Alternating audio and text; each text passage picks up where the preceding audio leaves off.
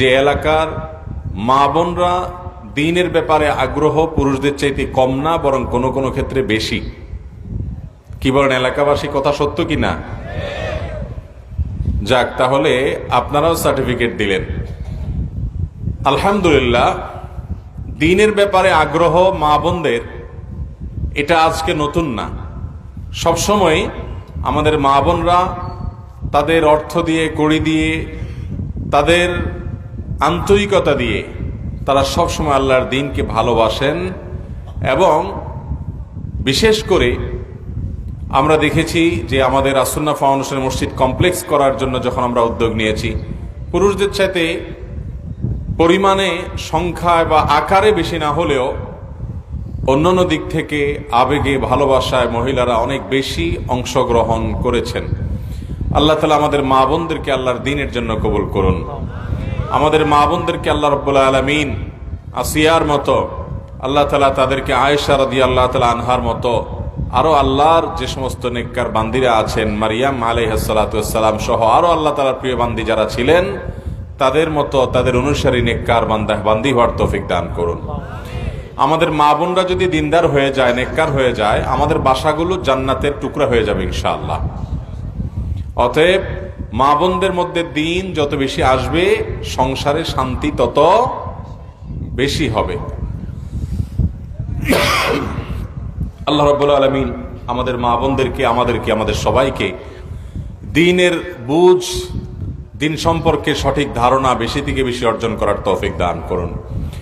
ভাই, যে ব্যক্তির মধ্যে দ্বীনের বুঝ আসবে, ওই ব্যক্তির মাধ্যমে সমাজ শান্তি এবং সম্প্রীতিতে পরিপূর্ণ হয়ে যাবে। ওই ব্যক্তির মাধ্যমে কেউ কষ্ট পাবে না, তার দ্বারা কেউ কষ্ট পাবে না, সে সবার উপকার করার চেষ্টা করবে।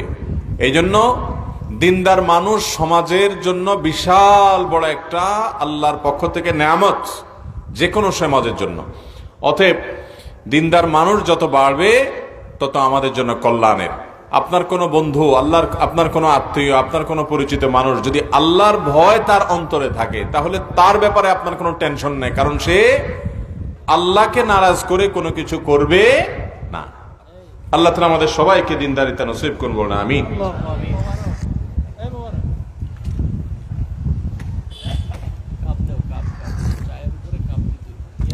মোহতারাম হাজরিন, আল্লাহ রাব্বুল আলামিনের কাছে একজন ইমানদারের সবচেয়ে বড় টার্গেট, সবচেয়ে বড় চাওয়া, সবচেয়ে বড় আবেদন জান্নাতে যেতে পারা। আল্লাহ তাআলা কোরআনে কারীমে বলেছেন, ফামান যুহজিহা আনিন নারি ওয়া উদখিলাল জান্নাতা ফাকাদ ফাজ। যাকে আল্লাহ রাব্বুল আলামিন জাহান্নাম থেকে একটু একটু করে দূরে সরিয়ে কিয়ামতের ময়দানে জাহান্নাম থেকে মুক্ত হওয়ার, নাজাতের ঘোষণা দিয়ে জান্নাতি হওয়ার সুসংবাদ দিবেন, এই ব্যক্তি সফল হয়ে গেল, শেষ হাসি হেসে ফেলল। এই হাসি আর কোনোদিন মলিন হবে? দুনিয়াতে আমরা যত হাসি না কেন, যত খুশি হই, যত সাফল্য অর্জন করি, যত আমাদের জীবনে ভালো সংবাদ আসুক, এরপরে আবার কোনো খারাপ সংবাদ এসে আগের সংবাদটাকে ম্লান করে দিতে পারে কি পারে না? আপনি অনেক পয়সা করে কামিয়েছেন, এই পয়সা করে দিয়ে আপনি অনেক ভালো কিছু করবেন, স্বপ্ন আছে, সেই স্বপ্ন চুরমার কোনো কারণে হয়ে যেতে পারে কি পারে না? এই জন্য দুনিয়ার সাফল্য, দুনিয়ার হাসি, এটা চির অমলিন হওয়ার কোনো গ্যারান্টি পৃথিবীতে কোনো মানুষকে কেউ দিতে পারবে? দুনিয়ার সমস্ত সাফল্যের পেছনে ব্যর্থতার গ্লানি, এটি তাকে দাবড়ে বেড়ায়, তাড়িয়ে বেড়ায়। কারণ সাফল্য হলে তার পেছনে ব্যর্থতার বা সাফল্য ছুটে যাওয়ারও আশঙ্কা থাকে কি থাকে না? আপনি অনেক বড় একটা পদের অধিকারী হয়ে গেছেন, পদটা ছুটার ভয় একটু হইলেও থাকে কি থাকে না?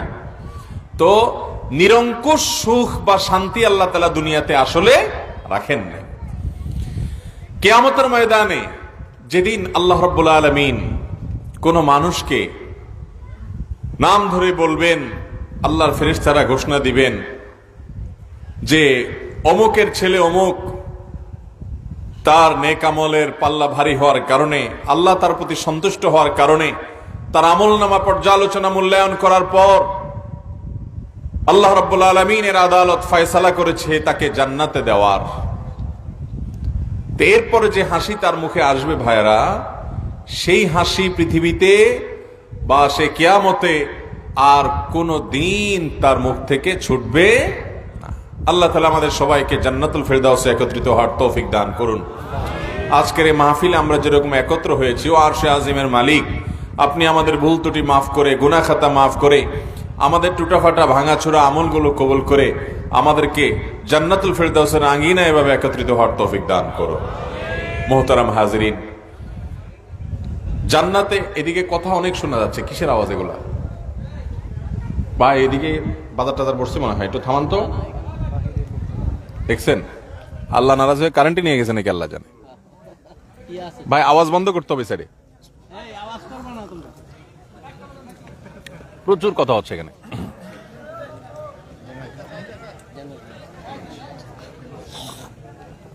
ভাই জেনারেটর আছে কই? ভালো হয়েছে, আমি চা খাইলো।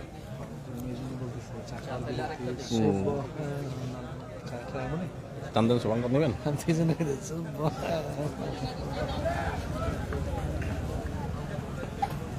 আলহামদুলিল্লাহ। না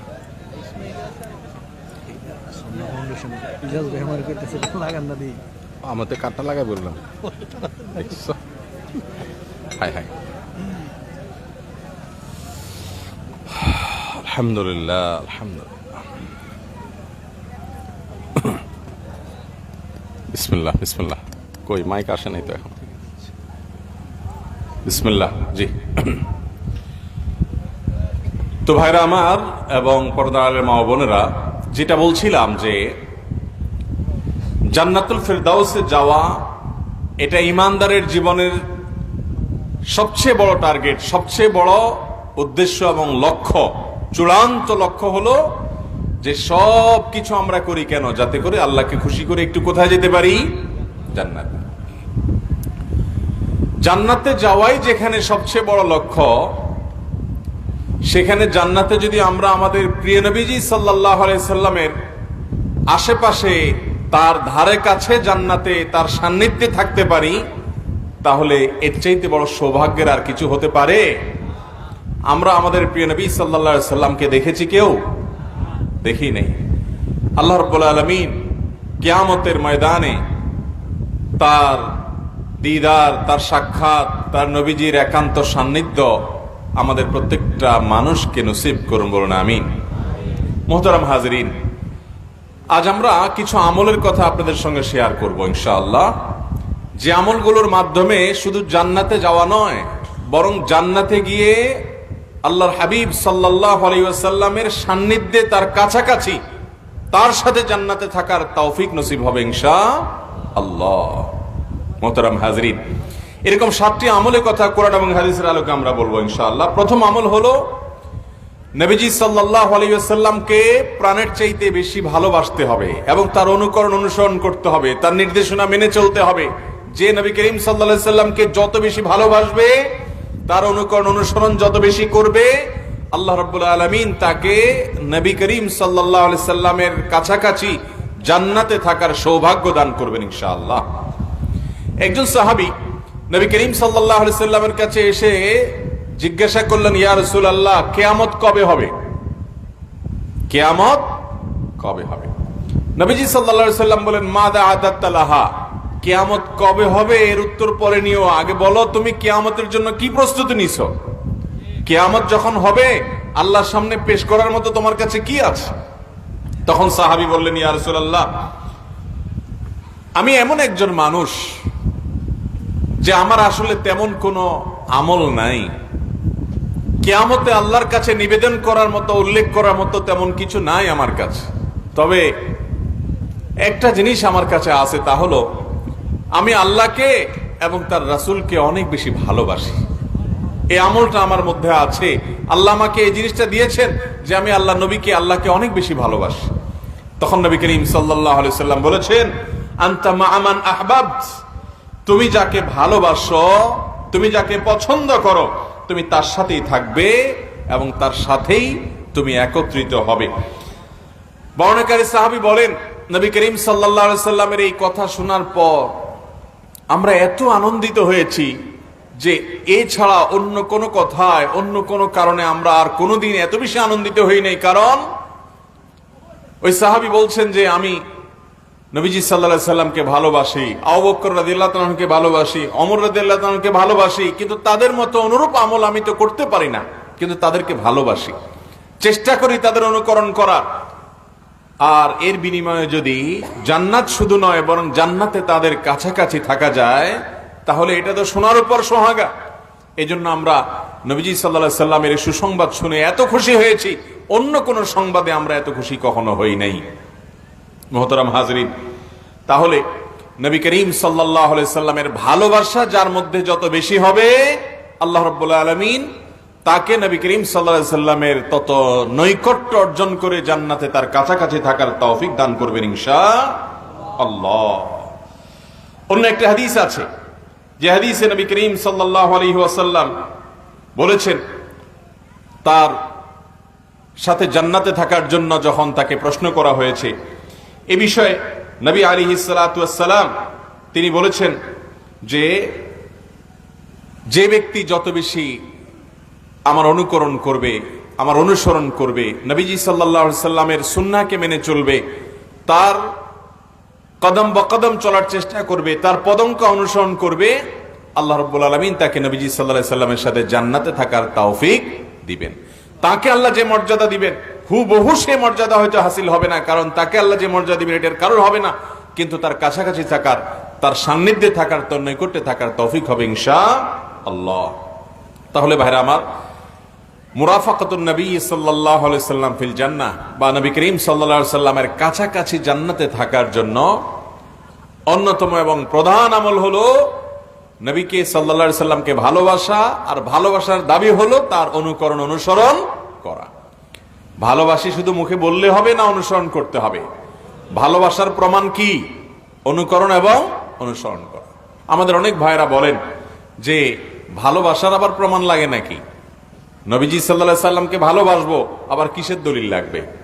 আল্লাহ তাআলা কোরআনে কারিমে বলেছেন, কুল ইন কুনতুম তুহিব্বুনাল্লাহ ফাত্তাবিউনি, হে রাসূল আপনি বলে দিন তোমরা যদি আল্লাহকে ভালোবেসে থাকো তাহলে আমার অনুসরণ করো। কারণ আল্লাহকে ভালোবাসো তার প্রমাণ হবে নবী সাল্লাল্লাহু আলাইহি সাল্লামের অনুসরণ করার মধ্য দিয়ে।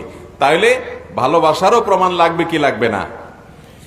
আল্লাহ তাআলা আমাদের সবাইকে নবী করিম সাল্লাল্লাহু আলাইহি সাল্লামের সান্নিধ্যে, তার কাছাকাছি, তার নৈকট্যে জান্নাতে থাকার তৌফিক দান করুন। মুহতারাম হাজরিন, দ্বিতীয় যে আমলটির মাধ্যমে নবী করিম সাল্লাল্লাহু আলাইহি সাল্লামের কাছাকাছি জান্নাতে থাকা যাবে সেটি হলো তার প্রতি বেশি বেশি দুরূদ প্রেরণ করা, বেশি বেশি দুরূদ পাঠ করা। এ বিষয়ে সহিহ মুসলিমে রাবি ইবনে কাব আল-আসলামী রাদিয়াল্লাহু তাআলা আনহু থেকে একটি হাদিস বর্ণিত হয়েছে। তিনি বলেন, আমি নবী করিম সাল্লাল্লাহু আলাইহি সাল্লামের কাছে রাতে ছিলাম, তার খেদমতে ওযুর পানি পেশ করে দিলাম। ওযুর পানি পেশ করার পর নবী করিম সাল্লাল্লাহু আলাইহি সাল্লাম আমাকে বললেন যে তুমি আমার কাছে চাও, কিছু একটা চাও। তখন সাহাবী বললেন যে ইয়া রাসূলুল্লাহ, আমি চাই জান্নাতে আপনার কাছাকাছি থাকতে। নবী করিম সাল্লাল্লাহু আলাইহি সাল্লাম বললেন, জান্নাতে আমার কাছাকাছি থাকতে চাও, অন্য কিছু চাও? মানে এত বড় চাওয়া চেয়ে বসলা, জান্নাত তো না, শুধু জান্নাতে আবার আমার কাছাকাছি থাকা। নবীজি বললেন যে অন্য কিছু চাও, আর কিছু আছে কিনা? বলে না, আর কিছু না, আমি এটাই চাই। তখন রাসূলুল্লাহ আকরাম সাল্লাল্লাহু আলাইহি সাল্লাম বলেছেন, ফাআইন্নি আলা কাসরাতিস সুজুদ। এটা দুরূদ নয়, এটা হলো বেশি বেশি সিজদা, বেশি বেশি সালাত আদায় করা। এর মাধ্যমে নবী সাল্লাল্লাহু আলাইহি সাল্লামের কাছাকাছি থাকা যাবে। যত বেশি নামাজ সালাত আদায় করবেন, ফরজ, সুন্নাত, নওয়াফিল, অতিরিক্ত সালাত, বেশি বেশি সিজদা, লম্বা লম্বা সিজদা, যত বেশি সালাতে সময় দিবেন তত বেশি নবী করিম সাল্লাল্লাহু আলাইহি সাল্লামের নৈকট্য অর্জন করার তৌফিক হবে ইনশাআল্লাহ। তো এই হাদিস থেকে বোঝা গেল যে নবীজি সাল্লাল্লাহু আলাইহি সাল্লামের কাছাকাছি জান্নাতে থাকার জন্য, তার সাথে জান্নাতে থাকার জন্য সাহাবী যখন আবদার করলেন, অনুরোধ করলেন, তখন নবীজি বললেন, ফাআইন্নি আলা কাসরাতিস সুজুদ, তোমাকে আমার পাশাপাশি জান্নাতে রাখার জন্য তুমি আমাকে বেশি বেশি সিজদা করার মাধ্যমে হেল্প করো, তুমি আমাকে সহযোগিতা করো, তাহলে তোমাকে আমি রাখতে পারবো। অর্থাৎ বেশি বেশি সালাত আদায় করো। এই জন্য ভাইরা আমার, 5 ওয়াক্ত ফরজ সালাত তো বটেই, সুন্নাত সালাতগুলো, নফল সালাতগুলো, এছাড়াও আরো অতিরিক্ত যত বেশি পারবেন, যখন আল্লাহ তৌফিক দিবে, রাতে দিনে 2 রাকাত করে লম্বা লম্বা রুকু দিয়ে, বেশি বেশি সিজদা দিয়ে, লম্বা লম্বা সিজদা দিয়ে আল্লাহ রাব্বুল আলামিনকে সন্তুষ্ট করার চেষ্টা করব। আল্লাহ আমাদের সবাইকে তৌফিক দান করুন। তাহলে দ্বিতীয় আমল হলো দুরুদ, না দুরুদের আমলটা পরে আসছি। দ্বিতীয় আমল হলো সালাত, সেজদা, বেশি বেশি সালাত এবং বেশি বেশি সেজদা। এটি নবী করিম সাল্লাল্লাহু আলাইহি সাল্লামের জান্নাতে নৈকট্য লাভের তৌফিক আমাদেরকে এনে দিবে ইনশাআল্লাহ। নাম্বার 3, সুন্দর আচরণ, উত্তম আখলাক। এটা এখন সোনার হরিণ হয়ে গেছে ভাই। আমি সব সময় বলার চেষ্টা করি, আজকাল নামাজ কালাম পড়া মুসলমান পাওয়া যায়, দাড়িওয়ালা মুসলমান পাওয়া যায়, পর্দানসীন মহিলা পাওয়া যায়, রোজাদার মুসলমান পাওয়া যায়, যাকাত দেওয়া মুসলমান পাওয়া যায়, ওয়াজ শোনা ওয়াজ করা মুসলমান পাওয়া যায়, আলহামদুলিল্লাহ কম হইলেও পাওয়া যায়। কিন্তু উত্তম আখলাক, সুন্দর আচরণের অধিকারী, ফেরেশতার মতো কোমল হৃদয়ের, কোমল আচরণের মতো মানুষ, সেরকম মুসলমান খুবই কম পাওয়া যায়। পরিমাণে এত কম যে সেটা খুঁজে পাওয়া কঠিন হয়ে যায়। এটা সোনার হরিণ হয়ে গেছে। অথচ উত্তম আখলাক হলো সবচেয়ে ওয়েটফুল আমল। আপনি যত আমল করবেন, মিজানের পাল্লা সবচেয়ে ভারী হবে যে আমল ইমানের পর, সেটা কোনটা? বান্দার উত্তম আচরণ, সুন্দর আখলাক। এর চাইতে ভারী কোনটি হবে না। তিরমিজির হাদিসে আসছে, নবী সাল্লাল্লাহু আলাইহি সাল্লাম বলেছেন, মা মিন শাইইন ইউদাউ ফিল মিজানে আসকালু মিন হুসনিল খুলুক। মিজানের পাল্লায় যত আমল রাখা হবে, বান্দার সুন্দর আচরণ, সুন্দর ব্যবহার, এটার চাইতে উত্তম কোনো আমল আর উঠবে না। আপনার আমানতদারিতা থাকবে, আপনার বিশ্বস্ততা থাকবে, আপনার সত্যবাদিতা থাকবে, আপনার মধ্যে মিথ্যা থাকবে না, আপনি বাটপারি করবেন না, চিটারি করবেন না, আপনি মানুষকে প্রতারণা করবেন না, 2 নম্বরই করবেন না, ওয়াদার খেলাফ করবেন না, মানুষের সাথে বদমেজাজি করবেন না, অন্যের প্রতি জুলুম করবেন না। এই সবগুলো আখলাকের অন্তর্ভুক্ত। আচার আচরণ কায় কারবারে আল্লাহ তাআলা আমাদেরকে সেই তৌফিক দান করুন। মোহতারাম হাজরিন, তিরমিজির বর্ণনায় আসছে, নবী করিম সাল্লাল্লাহু আলাইহি সাল্লাম বলেছেন, ইন্না মিন আহাব্বিকুম ইলাইয়া ওয়া আকরাবিকুম মিন্নি মাজলিসান ইয়াউমাল কিয়ামা। কিয়ামতের দিন তোমাদের মধ্যে আমার সবচেয়ে কাছাকাছি থাকবে এবং আমার কাছে সবচেয়ে প্রিয় থাকবে ওই মানুষগুলো যারা আহাসিনুকুম আখলাকা, যাদের আখলাক এবং আচরণ সবচেয়ে সুন্দর হবে। এই মানুষগুলো কিয়ামতের ময়দানে প্রিয় নবী সাল্লাল্লাহু আলাইহি সাল্লামের তত কাছে থাকবে, তার প্রিয় এবং পছন্দের এবং ভালোবাসার মানুষ হতে পারবে। এই জন্য আমাদের আখলাকগুলোকে সুন্দর করার চেষ্টা করবো না ইনশাআল্লাহ। আল্লাহ আপনি আমাদের সবাইকে সেই তৌফিক দান করুন। মোহতারাম হাজিরিন, 4 নম্বর আমল হলো, যেটা দ্বিতীয়তে বলেছিলাম, দ্বিতীয়তে মূলত সালাত, 4 নম্বর আমল হলো দুরুদ পাঠ করা। নবীজির প্রতি কি পাঠ করা ভাই? বেশি বেশি দুরুদ পাঠ করা। তিরমিজির হাদিসে আসছে, নবী করিম সাল্লাল্লাহু আলাইহি সাল্লাম বলেছেন, আওলান নাস বি ইয়াউমাল কিয়ামাহ আকসারুহুম আলাইয়া সালাতা। কিয়ামতের দিন, ভয়াবহতম দিনে, লোকদের মধ্যে ওই লোক আমার সবচেয়ে কাছাকাছি থাকবে, আমার সবচেয়ে নিকটে থাকবে, আমার কাছে সবচেয়ে উত্তম মানুষ হবে ওই লোকগুলো যারা দুনিয়াতে বেশি বেশি আমার প্রতি সালাত সালাম পেশ করেছে, নিবেদন করেছে। এই জন্য ভাইরা আমার, দুরুদ এমন একটা আমল, এটা যত বেশি করতে পারবো তত বেশি কল্যাণ, দুনিয়ারও কল্যাণ, আখিরাতেরও কল্যাণ। আমাদের জবানে দুটি আমল সব সময় অব্যাহত থাকা উচিত। আপনি যদি একজন সফল ইমানদার হতে চান, আপনি যদি আপনার আখিরাতের বিজনেসে অনেক বেশি লাভবান হতে চান, 2টি আমল আপনার মুখের সব সময় যত বেশি সম্ভব আপনি চালু রাখবেন, অব্যাহত রাখবেন। তার একটি হলো ইস্তেগফার, আরেকটি হলো নবী করিম সাল্লাল্লাহু আলাইহি ওয়াসাল্লামের প্রতি দরুদ। বেশি বেশি আস্তাগফিরুল্লাহ ওয়া আতুবু ইলাইহি, বেশি বেশি আল্লাহুম্মা সাল্লি আলা মুহাম্মদ ওয়া আলা আলি মুহাম্মদ। এই 2টি আমল দিয়ে আপনার জবানকে সবসময় তরতাজা রাখবেন। এছাড়াও সুবহানাল্লাহ, আলহামদুলিল্লাহ, আল্লাহু আকবার, আরো যে সমস্ত আজকার আছে সেগুলো তো করবেনই, কিন্তু এই 2টা দুনিয়া এবং আখিরাত উভয় জগৎকে আলোকিত করে। জান্নাতে কিয়ামতের ভয়াবহতম দিনে, যেদিন নবী করিম সাল্লাল্লাহু আলাইহি সাল্লামের কাছে ঘেঁষতে পারা কপালের ব্যাপার হবে ভাই, সেদিন আপনার আমার প্রিয় নবী সাল্লাল্লাহু আলাইহি সাল্লামের প্রিয় পাত্র হতে পারবো, আমরা তার নৈকট্য অর্জন করতে পারবো বেশি বেশি দরুদ পড়ার মাধ্যমে। এই জন্য ভাইরা, উঠতে বসতে চলতে ফিরতে অবসর সময় বেশি বেশি দরুদ পড়বো তো ইনশাআল্লাহ। আল্লাহ আমাদের সবাইকে তৌফিক দান করুন। 4 নম্বর আমল গেল। 5 নম্বর আমল হলো ইয়েতিমের লালন পালন করা, ইয়েতিমের অভিভাবকত্ব করা, ইয়েতিমের দায়িত্ব গ্রহণ করা।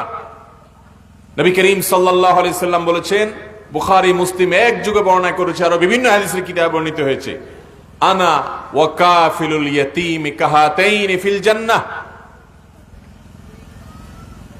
অর্থাৎ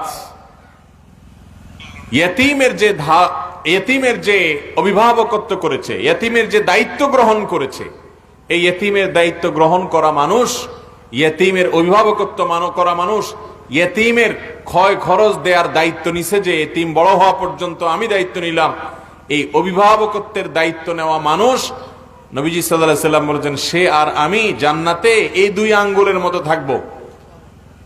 অর্থাৎ এই আঙ্গুল দুইটা যেরকম একটা আরেকটার পাশাপাশি, মাঝখানে আর কিছু নাই, ঠিক একই ভাবে জান্নাতে আমার জান্নাতের কাছাকাছি থাকবে এই লোক, যে লোক ইয়েতিমের লালন পালন করবে, ইয়েতিমের খরচ খরচা বহন করবে, ইয়েতিমের দায়িত্ব নিবে। মুহতারাম হাজরিন, ইয়েতিমের দায়িত্বভার গ্রহণ করা এত ফজিলতপূর্ণ কাজ যে অনেক হাদিস এর ফজিলতে বর্ণিত হয়েছে। আমরা আমাদের আশেপাশে বহু মানুষ খুঁজে পাবো যে হয়তো তিনি দুনিয়া থেকে চলে গেছেন, তার একটা ছেলে বা একটা মেয়ে রেখে গেছেন, বা একাধিক ছেলে মেয়ে রেখে গেছেন। আমাদের কাজ হবে ওই ছেলে মেয়ের দায়িত্ব গ্রহণ করা, তাদেরকে জানায় দেওয়া যে এই বাচ্চাটা, একটা বাচ্চা, আল্লাহ আমাকে কয়েকটা বাচ্চা দিছে, তার সাথে আমি আরেকটা বাচ্চা যুক্ত করলাম, মনে করলাম যে আল্লাহ আমাকে আরেকটা বাচ্চা দিছে, আমি এই বাচ্চাটার সকল দায় দায়িত্ব নিলাম। তাকে মাদ্রাসায় ভর্তি করে দিবেন, স্কুলে ভর্তি করে দিবেন, তাকে দ্বীনি শিক্ষা দিবেন, এবং সেখানে ভর্তি করে তার পড়ালেখার খরচ, তার মাসে খাবার খরচ, তার জামা কাপড়, তার চিকিৎসা, সব দায়িত্ব আপনি নিয়ে নেবেন। প্রাপ্তবয়স্ক হওয়া পর্যন্ত, বালেগ হওয়া পর্যন্ত, 15 বছর বয়স হওয়া পর্যন্ত আপনি দায়িত্ব নিয়ে নিলেন, তাহলে সেক্ষেত্রে আপনি একজন ইয়েতিমের স্পন্সর হয়ে গেলেন, একজন ইয়েতিমের অভিভাবক হয়ে গেলেন। আরবদের মধ্যে আমলের প্রতিযোগিতা দেখা যায়, কম্পিটিশন দেখা যায়। ইয়েতিমদের দায়িত্ব নেয়ার জন্য সবাই হুমড়ি খেয়ে পড়ে, ভাগে পাওয়া যায় না ইয়েতিম। আর আমাদের দেশে ইয়েতিমরা অসহায়ের মতো থাকে, তাদের দায়িত্ব কেউ নিতে চায় না। দায়িত্ব নেওয়া তো পরের কথা, অনেক অমানুষ চাচা জেঠা আছে, অনেক অমানুষ নিকটাত্মীয় আছে, যে ভাই মারা গেছে, ভাইয়ের ছেলে মেয়েদের হক কিভাবে মেরে খাবে সেই ধান্দায় থাকে। ভাইরা আমার, এই মানুষগুলো আল্লাহর জমিনের সবচেয়ে খারাপ মানুষ, যারা অন্য মানুষের অধিকার নষ্ট করে তো করে, ইয়েতিমের হক মেরে খায়। এর চাইতে বড় ডেঞ্জারাস, এর চাইতে বড় ভয়াবহ অপরাধী আল্লাহর জমিনে খুব কম আছে। আল্লাহ কোরআনে বলেছেন, ইয়েতিমের সম্পদ যে খায়, ইয়েতিমের সম্পদ যে মারে, আত্মসাৎ করে, সে সম্পদ তো পেটে ঢুকাচ্ছে না, তার পেটে জাহান্নামের আগুন ঢুকাচ্ছে। ভাইরা আমার, যেখানে ইয়েতিমকে লালন পালন করার এত গুরুত্ব হাদিসে নবী সাল্লাল্লাহু আলাইহি সাল্লাম বলেছেন, সেখানে উল্টা তাদের সম্পদ এবং হক মেরে খাওয়া হচ্ছে। আল্লাহ তাআলা আমাদের সবাইকে হেদায়েত নসিব করুন। আপনি আজকে এক ইতিমের হক মেরে খাচ্ছেন, আপনার বাচ্চারা যে খয়রাতের টুকরি নিয়ে রাস্তায় দাঁড়াবে না একদিন, কিভাবে আপনি নিশ্চিত হলেন? ঠিক না ঠিক? আল্লাহ তাআলা আমাদের সবাইকে ইয়েতিমের দায়িত্ব নেওয়ার তৌফিক দান করুন। ভাইরা আমার, খুব সহজ একটা কাজ, ইয়েতিমের দায়িত্ব গ্রহণ করা খুব সহজ একটা কাজ। আপনার এলাকাতে কে মারা গেছে, ছেলে রেখে, মেয়ে রেখে, বাচ্চা রেখে, আপনি তাদের সাথে যোগাযোগ করে এই বাচ্চার দায়িত্বশীল যিনি থাকেন, তার মা থাকুক, দাদা থাকুক, তাদেরকে জানায় দেন যে আমি আপনাদের বাচ্চাটার দায়িত্বটা নিতে চাই, আপনাদের কাছে আপনাদের বাচ্চা থাকুক, আমি শুধু তার টেক কেয়ার করব, তার খরচ খরচা, তার সব বিষয়গুলো দেখব। আমরা চাইলেই কিন্তু করতে পারি। আমি আমার অনেক বন্ধু বান্ধবকে জানি, আল্লাহর অনেক বান্দাকে জানি, যে খুব বেশি ইনকাম নাই, কিন্তু তারা একটা দুইটা করে বাচ্চা এরকম পালে। আমরা চেষ্টা করলে সম্ভব না? করবেন তো ইনশাআল্লাহ? আর যদি কোথাও না পারেন, সহজ বুদ্ধি বলে দেই, মাদ্রাসাগুলোতে চলে যাবেন। যে মাদ্রাসাগুলোর মুহতামিম প্রিন্সিপাল সাহেবদেরকে জিজ্ঞাসা করবেন, ভাই আপনার মাদ্রাসায় এতিম বাচ্চা আছে নাকি? দেখবেন বহু এতিম বাচ্চা পড়ে আছে, তাদের খরচ খরচা দেওয়ার মানুষ নেই। বলবেন আমি দেবো মাসে 2000, 1500, 2500, 3000 যেটাই লাগে, প্রাপ্তবয়স্ক হওয়া পর্যন্ত। শুধু খরচ দেওয়া না, মাঝে মধ্যে মাদ্রাসায় যাবেন, ওই বাচ্চার মাথায় হাত বুলাবেন, নিজের ছেলের মতো একটু বুকে টেনে আদর করবেন। সে বাবার আদর পায় না, তাকে বাবার আদর দিবেন, স্নেহ দিবেন। নিজের ঘরে এনে নিজের ছেলে মেয়েদের সাথে, এই ছোট ছেলেটাকে, ছোট মেয়েটাকে তাদের সাথে মেশাবেন এবং তাদেরকে নিজের সন্তানের মতো আদর ভালোবাসা দিবেন। বেশি দিন না, মাত্র প্রাপ্তবয়স্ক হওয়া পর্যন্ত, 15 বছর বয়স দেখতে দেখতে চলে যাবে। এ পর্যন্ত যদি এই বাচ্চার দায়িত্ব আপনি নিতে পারেন, জান্নাতে শুধু যাওয়া নয়, বরং নবী করিম সাল্লাল্লাহু আলাইহি সাল্লামের সাথে থাকার সৌভাগ্য হবে ইনশাআল্লাহ। সবাই চেষ্টা করবো না ইনশাআল্লাহ? আমরা যদি সবাই এতিমদের ভাগযোগ করে সবাই যার যার মতো তাদের দায়িত্ব নিতে চাই, তাহলে এদেশে কোনো ইতিম আর কষ্টে থাকবে না, অনাহারে থাকবে না, শিক্ষা বঞ্চিত হবে না, কষ্টে থাকবে না কোনো মাদ্রাসা, কোনো ইতিম আর অবহেলিত থাকবে না। অন্য বাচ্চা তার বাবা দেখতে যায়, একটা ইতিম ছেলে তার বাবা তাকে দেখতে যায় না, তার দিলটা ভেঙে খান খান হয়ে যায় যে আমার বাবা নাই আজ দেখতে আসার মতো। আপনি যদি কয়দিন পর পরই যান, তার জন্য ভালো কিছু হাদিয়া নিয়ে, কাপড় চোপড় নিয়ে বাবার মতো করে স্নেহ দেন এবং তাকে আদর যত্ন করেন, তার দিলটা কি পরিমাণ ভরবে, দিল থেকে কি পরিমাণ দোয়া পাবেন সেটা বলাই বাহুল্য। ভাইরা আমার, আমরা বাচ্চা পালি, কিন্তু সেটা আমাদের নিজেদের ধান্দায়। ধান্দা বুঝেন? ধান্দা হলো, ধরেন কারোর ছেলে মেয়ে হয় না, বাচ্চা কাচ্চা হয় না, তখন যায়া খোঁজ করে যে কোন বাচ্চার বাপ নাই মা নাই, তো ওই বাচ্চা নিয়ে আসে, এনে এরপরে তাকে পালক পুত্র বানায়, পালক কন্যা বানায়। উদ্দেশ্য কি থাকে? বেশিরভাগ ক্ষেত্রে উদ্দেশ্য থাকে যে আমার ঘরে ছেলে মেয়ে নাই, দিনকাল ভালো কাটে না, তাছাড়া আমি মরলে আমাকে কে দেখবে। আরেকটা বিষয় হলো বাপ ডাক মা ডাক শুনতে পারি না, তো একটা পালক পুত্র আনলাম, তারে বড় করলাম, এরপরে নিজে তার বাপ সেজে গেলাম, মা সেজে গেলাম এবং তাকে বুঝাই দিলাম যে আমরা তোমার মা বাপ। এই 2 নম্বর মা বাপ সাজার জন্য আমরা বাচ্চা কাচ্চা এনে লালন পালন করি, ঠিক না ঠিক?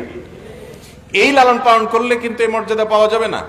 আপনি লালন পালন করবেন আল্লাহর জন্য, তার যে বাপ তাকে সেই বাপের সাথে পরিচয় করাবেন, তাকে বড় করবেন যে তোমার বাপ অমুক, আমি তোমার অভিভাবক, আমি তোমার বাবার মতো স্নেহ দিতে চাই। নকল বাপ সাজবেন না, বাপ ডাক শোনার জন্য নকল বাপ সাজা জায়েজ নাই। আল্লাহ তাআলা কোরআনে বলেছেন, উদউহুম লিআবাইহিম ওয়া আকসাতু ইনদাল্লাহ, বাচ্চাদেরকে, যাদেরকে পালক পুত্র আনেন, পালক কন্যা আনেন, লালন পালন করেন, ভালো কথা, কিন্তু তাদের বাপের পরিচয় ডাকবেন, মায়ের পরিচয় ডাকবেন, নিজেরা বাপ মা সাজতে যাবেন না। তাহলে নবী করিম সাল্লাল্লাহু আলাইহি সাল্লামের সাথে কাছাকাছি জান্নাতে থাকার জন্য ইতিমের লালন পালন করার চেষ্টা করব তো ইনশাআল্লাহ। আল্লাহ আমাদেরকে তৌফিক দান করুন। 6 নম্বর আমল হলো কন্যা সন্তান, কন্যা সন্তানকে সুন্দর করে লালন পালন করা।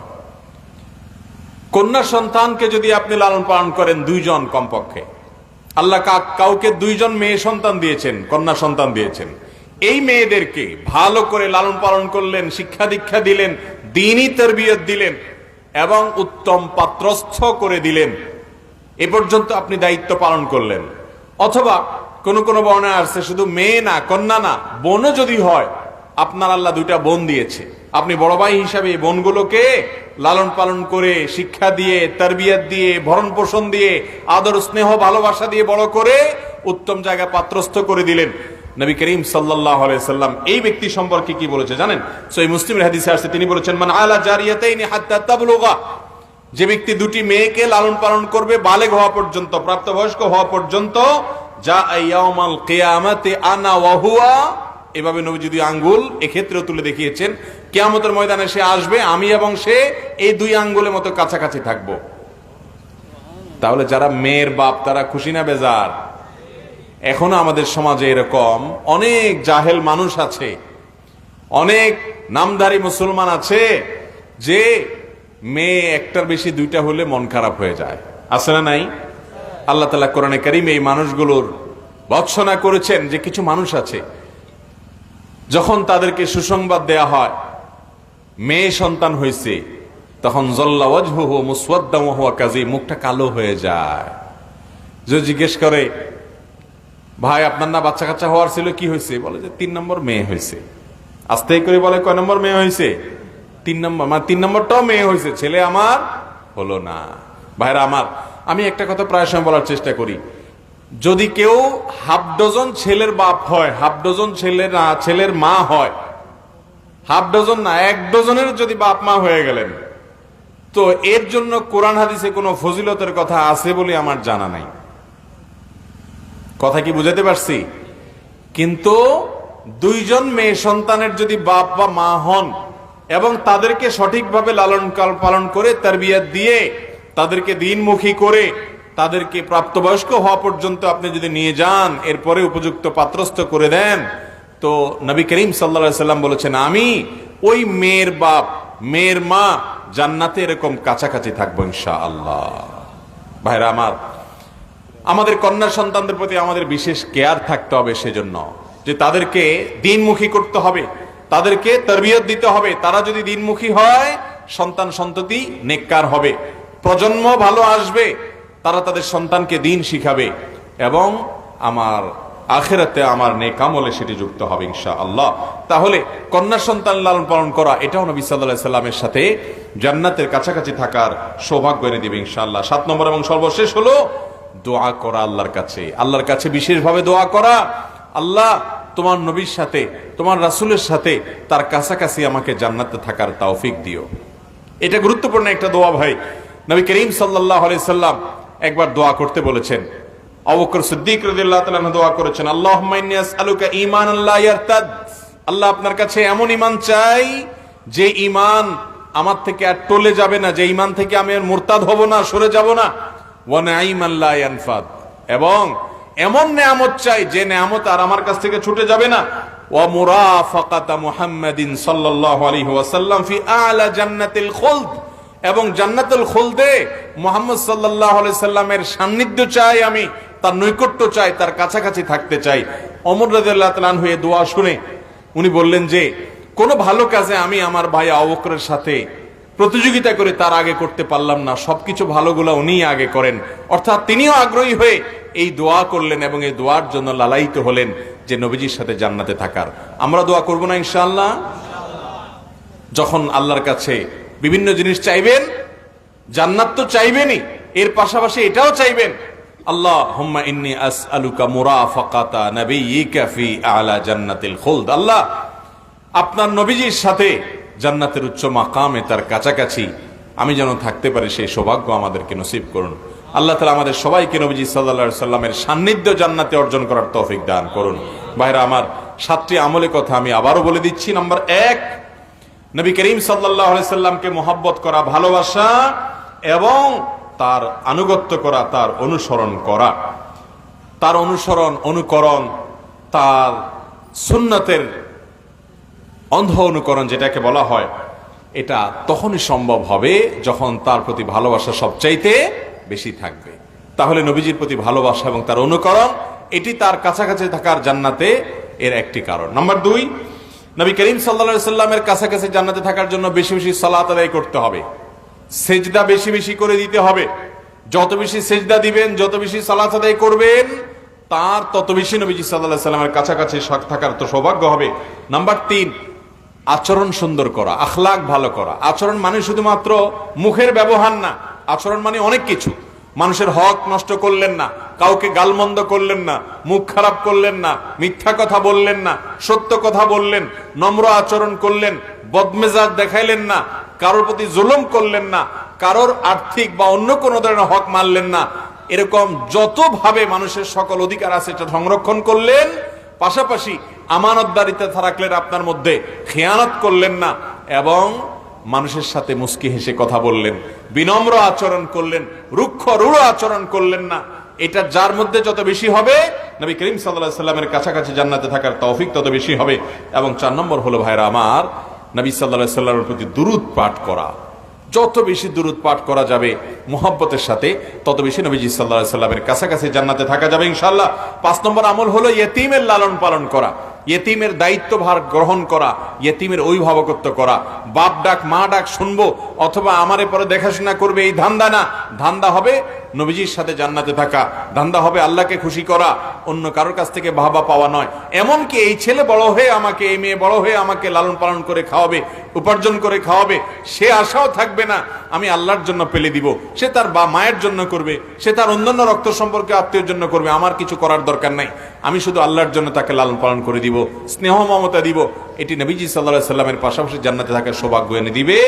আর 6 নম্বর হলো 2টা কন্যা সন্তান অথবা 2টা বোন, তাদেরকে সুন্দর করে স্নেহ দিয়ে মমতা দিয়ে লালন পালন করবেন। লালন পালন করার সময় নিয়ত করবেন যে আল্লাহ, আমি এই মেয়েগুলোকে একটু বেশি স্নেহ করছি, আদর করছি, ভালোবাসা দিচ্ছি, এদেরকে আমি বড় করে গড়ে তুলছি, এবং পড়াশোনা করাচ্ছি, তারবিয়াত দিচ্ছি, কোরআন শেখাচ্ছি, হাদিস শিখাচ্ছি, ইবাদত শিখাচ্ছি, আল্লাহর সাথে পরিচিত করাচ্ছি।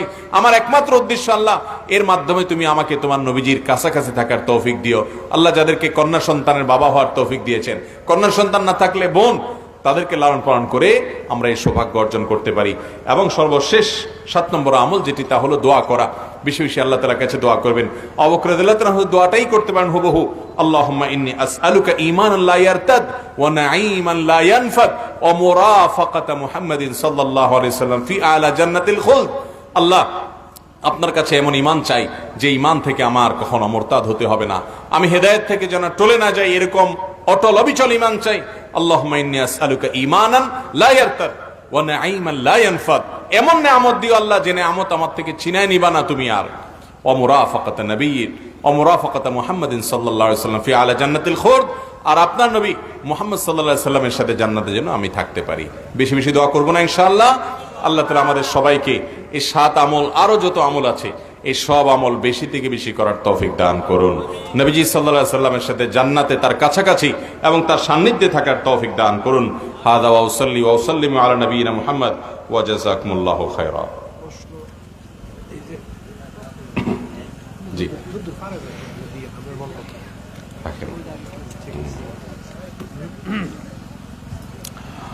ভাই, অনেকগুলো প্রশ্ন আছে। এদিকে কারেন্টও চলে গেছে, গরমও অনেক বেশি, আপনাদেরও কষ্ট হচ্ছে। রাত যাতে গভীর না হয় আমরা চেষ্টা করি অল্প সময় যতটুকু দেওয়া যায়। প্রথম প্রশ্ন, বিসমিল্লাহ। আমরা 2 ভাই বোন। আমার ভাইয়ের সাথে আমার খুব ভালো সম্পর্ক ছিল। গত 1 বছর আগে আমার ভাই অ্যাক্সিডেন্ট করে মারা যান, কিন্তু আমি এখনো ভাইয়ের কথা বলতে পারি না, আর রোজ স্বপ্নে দেখি।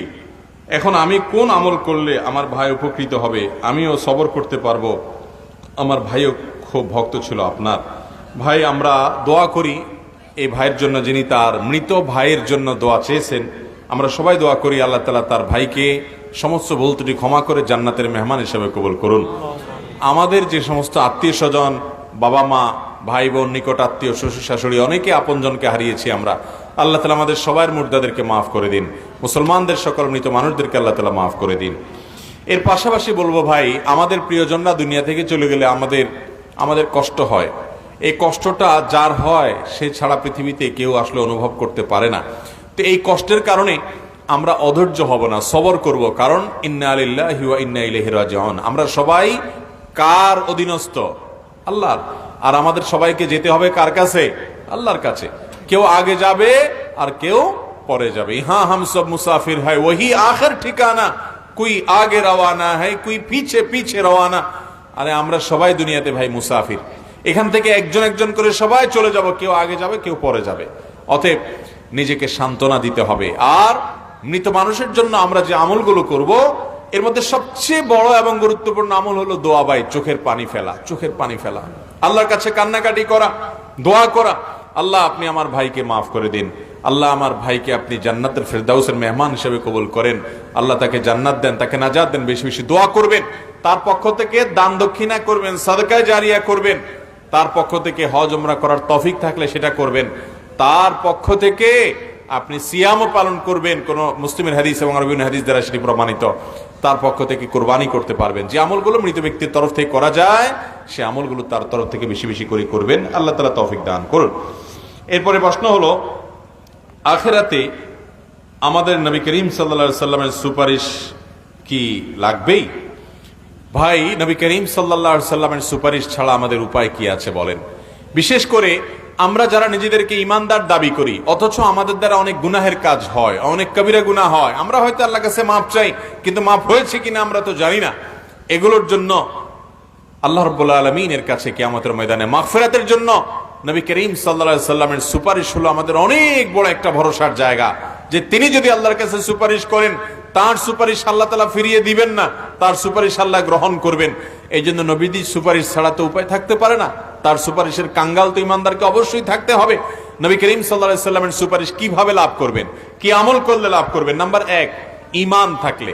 আপনার ভিতরে যদি ঈমান থাকে, আপনার ঈমানটা যদি সহি হয়, বিশুদ্ধ হয়, তাওহীদটা যদি মজবুত হয়, তাহলে নবী করিম সাল্লাল্লাহু আলাইহি সাল্লামের ভাষ্য মোতাবেক আসআদুন নাস বিশাফাআতি ইয়াউমাল কিয়ামা মান ক্বালা লা ইলাহা ইল্লাল্লাহ, যে অন্তর থেকে অন্তর থেকে লা ইলাহা ইল্লাল্লাহ তাওহীদের সাক্ষ্য দিবে, এই ব্যক্তি কিয়ামতের ময়দানে নবীজির সুপারিশ পাওয়ার উপযুক্ত হবে ইনশাআল্লাহ। নাম্বার 2, নবীজি সাল্লাল্লাহু আলাইহি সাল্লামের সুপারিশ পাওয়ার জন্য আজানের পরে যে দোয়া আছে এই দোয়াটা বেশি বেশি করে পাঠ করবেন। কারণ আজানের পরে যে দোয়া আছে এই দোয়া আল্লাহুম্মা রাব্বা হাযিহিদ দাওয়াতিত তাম্মাহ, এই পুরা দোয়াটা যদি কেউ নিয়মিত পড়ে, হাদিসে আসছে নবী করিম সাল্লাল্লাহু আলাইহি সাল্লাম বলেছেন কিয়ামতের ময়দানে ওই ব্যক্তির জন্য নবী করিম সাল্লাল্লাহু আলাইহি সাল্লামের সুপারিশ পাওয়ার অধিকার তার হয়ে যায়, তার জন্য এটার সুযোগ তৈরি হয়ে যায়, তিনি এটা পাবেন। নাম্বার 3 নম্বর আমল হলো মদিনা শহরে কেউ যদি বসবাস করতে গিয়ে কষ্ট হয়, মদিনায় অনেক গরম, অনেকের শরীরে সহ্য হয় না, বিশেষ করে হিজরতের পরে মক্কা থেকে যে সাহাবীরা মদিনায় হিজরত করে আসছিলেন তাদের অসুস্থ হয়ে গেছেন, অনেকে পেটের পীড়া আক্রান্ত হয়ে গেছেন, কারণ মদিনার পরিবেশটা তাদের সাথে শুট করছিল না। তো এই অবস্থায়ও তারা সবর করেছেন। যদি মদিনায় কেউ কষ্ট করে বসবাস করে, এখন তো বসবাস করলে বরং আরো আরাম, তারপরেও কিছু কষ্ট হয় যে শীতের সময় শীত বেশি, গরমের সময় গরম বেশি, এই সব উপেক্ষা করে যদি কেউ মদিনায় বসবাস করে এবং তার যদি মৃত্যু হয়, নবী করিম সাল্লাল্লাহু আলাইহি সাল্লাম বলেছেন যে তার জন্য আমি কিয়ামতের দিন সুপারিশ করব ইনশাআল্লাহ। 4 নম্বর আমল হলো বেশি বেশি সিজদা করা, বেশি বেশি সালাত আদায় করা। এটাও নবী করিম সাল্লাল্লাহু আলাইহি সাল্লামের সুপারিশ পাওয়ার জন্য অনেক বড় সহায়ক একটা আমল হবে। বেশি বেশি নবী সাল্লাল্লাহু আলাইহি সাল্লামের মধ্যে দুরূদ পাঠ করলেও নবীজির সুপারিশ পাওয়া সহজ হবে। তাহলে এই 5টা আমল আমরা করতে পারি। 1 নম্বর আবারও বলছি, ঈমানটাকে মজবুত করা, তাওহীদকে ঠিক রাখা, এটা হলো প্রথম শর্ত, পূর্ব শর্ত। 2 নম্বর হলো আজানের পর দোয়া পড়া। আজানের পর দোয়া যখন বেশি বেশি পড়বেন, নিয়মিত পড়বেন, আল্লাহুম্মা রাব্বা হাযিহিদ দাওয়াতিত তাম্মাহ, এই দোয়া, তো নবীজি সুপারিশ পাওয়া সহজ হবে। 3 নম্বর হলো মদিনাতে বসবাস করতে গিয়ে কষ্ট হলে, সেই কষ্ট সহ্য করলে এবং তাতে কারো মৃত্যু হলে তিনি নবীজি সুপারিশ পাবেন ইনশাআল্লাহ। 4 নম্বর হলো বেশি বেশি সিজদা দিলে, এক সাহাবীকে নবী সাল্লাল্লাহু আলাইহি সাল্লাম এমনটি বলেছেন, বেশি বেশি সিজদা এবং সালাত আদায় করলে তার সুপারিশ পাওয়া যাবে। এবং 5 নম্বর হলো বেশি বেশি দুরুদ পাঠ করলে, যত বেশি দুরুদ পাঠ করবে, একটু আগে বলছিলাম দুরুদ এবং ইস্তেগফার এগুলোর জন্য ভাই জবান থেকে কখনো বন্ধ না হয়, বেশি বেশি করে তাসবিহ, তাকবীর এবং তাহলিল, লা ইলাহা ইল্লাল্লাহ, সুবহানাল্লাহ, আলহামদুলিল্লাহ, আল্লাহু আকবার, এগুলোর পাশাপাশি বেশি বেশি করে দুরুদ এবং ইস্তেগফার পড়বেন। তো এই দুরুদ এটা নবী সাল্লাল্লাহু আলাইহি ওয়াসাল্লামের সুপারিশ পেতে সহায়ক হবে। এছাড়াও কোরআন বেশি বেশি তেলাওয়াত করলে সেই কোরআন স্বয়ং আল্লাহর কাছে সুপারিশ করবে। সিয়াম বেশি বেশি রাখলে, ফরজ সিয়ামের পাশাপাশি নফল সিয়াম, সুন্নত সিয়াম, আইয়ামে বীজের রোজা, সোমবার বৃহস্পতিবার রোজা, শাবান মাসে বেশি বেশি নফল রোজা, তারপরে আশুরার রোজা, তারপরে আপনার মুহররম মাসে বেশি বেশি নফল সিয়াম, এগুলা সবগুলো কিয়ামতের ময়দানে আল্লাহর কাছ থেকে সুপারিশ পাওয়ার জন্য সহায়ক আমল হবে। কারণ হাদিসে আসছে আল সিয়াম ওয়াল কুরআন ইয়াশফা'আন লিল আবদ, সিয়াম, রোজা এবং কোরআন বান্দার জন্য আল্লাহর কাছে সুপারিশ করে কিয়ামতের দিন। এবং সেই সাথে কারোর যদি সন্তান মারা যায়, সেই সন্তান মারা যাওয়ার পর যদি সে সবর করে আল্লাহ তাআলার কাছে, এর মাধ্যমেও ওই সন্তানকে আল্লাহ তাআলা তার পক্ষে সুপারিশকারী হিসেবে দাঁড় করাবেন কিয়ামতের ময়দানে। আমাদের অনেকে ছোট বাচ্চা দুনিয়া থেকে চলে গেছে, কষ্ট সহ্য করা কঠিন হয়ে যায়, এটা আমাদের জন্য একটা সান্ত্বনা যে এই বাচ্চা কিয়ামতের ময়দানে আপনার পক্ষে আল্লাহর আদালতে আপনাকে জান্নাতে নেওয়ার জন্য সুপারিশ করবে ইনশাআল্লাহ। সেই সাথে কারোর জানাজা যদি অনেক বেশি মানুষ হাজির হয়, তো এই মানুষগুলো সুপারিশ করলে আল্লাহ তাআলা তাদের সুপারিশও কবুল করবেন, হাদিসে আছে। আল্লাহ তাআলা আমাদের সবাইকে কিয়ামতের ময়দানে শাফাআতের এই তৌফিক, সুপারিশের এই তৌফিক আমাদের সবাইকে আল্লাহ তাআলা দান করুন। আর শাফাআতু হাক্কুন, আহলুস সুন্নাত জামাতের আকীদা যে কিয়ামতের ময়দানে সুপারিশ চলবে, অতএব সুপারিশের পাওয়ার জন্য উপযোগিতা নিজের মধ্যে তৈরি করতে হবে। আল্লাহ আমাদের সবাইকে তৌফিক দান করুন। এরপরে প্রশ্ন হলো মেয়েদের চুলের আগা কেটে সমান করা যাবে কিনা। মেয়েদের চুলের আগা এটা যদি কেটে সমান করা হয় কোনো অসুবিধা নাই, হয়তো উঁচু নিচু আছে, কোনটা বড় কোনটা ছোট আছে, কেউ কেটে এটাকে সমান করেছে, তাতে কোনো অসুবিধা নাই। কিন্তু মেয়েদের চুল যদি কেটে এমন করা হয় যে পুরুষ না মহিলা এটা চেনার উপায় থাকে না, আজকাল এরকম অনেক মহিলা পাওয়া যায় না, দেখা যায় না যে মহিলা না পুরুষ, এটা বোঝা উপায় পাওয়া যায় না, কঠিন হয়। তো এরকম যদি হয়ে যায় তাহলে মনে রাখতে হবে লাআনাল্লাহুল মুতাশাব্বিহাত মিনান নিসাই বির-রিজাল, ওই মহিলাদের প্রতি আল্লাহর লানত বর্ষিত হয় যারা পুরুষদের বেশ ধারণ করে। আবার ওই পুরুষদের প্রতি আল্লাহর লানত বর্ষণ হয় লাআনাল্লাহুল মুতাশাব্বিহিনা মিনার-রিজালি বিন-নিসা, যে পুরুষরা মহিলাদের বেশ ধারণ করে। আজকাল দেখবেন কিছু পুরুষ আছে মহিলাদের মতো সাজতে চায়, দেখবেন যে পাঞ্জাবির সাথে একটা ওড়না আছে, আরে পাঞ্জাবির সাথে আবার ওড়না লাগবে কেন? ওড়না তো মহিলাদের লেবাস না, একটা ওড়নার সাথে রাখবে। আবার দেখা যায় মেয়েরা টাকন নিচে পাজামা পরবে, তো ছেলেদেরকে দেখা যায় তারা টাকনুর নিচে পাজামা পরে, মেয়েদের মতো চুল রাখে, আবার মেয়েরা ছেলেদের মতো করে, অর্থাৎ উল্টে যাচ্ছে। কারণ শয়তান জানে যে ছেলেদেরকে যদি মেয়েদের বেশভূষা ধারণ করা যায় আর মেয়েদেরকে যদি ছেলেদের বেশভূষা ধারণ করা যায়, তাহলে জাহান্নামে যাওয়ার নেওয়ার পথ সুগম হবে, সহজ হবে। ভাইয়ের আমার, সেজন্য বিষয়ে সাবধান থাকতে হবে। তবে এমনিতে মেয়েদের চুলের আগা কাটলো সমান করার জন্য, তাতে কোনো অসুবিধা নাই। উম্মাহাতুল মুমিনিন রিদওয়ানুল্লাহি তাআলা আজমাইন তারা চুল ছোট করেছেন, বিভিন্ন বর্ণনা দ্বারা বোঝা যায়, জন্য আপনি আগা সমান করলেন, এতে অসুবিধা নেই। ওযুর শুরুতে বিসমিল্লাহ না বললে ওযু হবে কিনা? ওযুর শুরুতে যদি কেউ বিসমিল্লাহ না বলে ওযু হবে কিনা?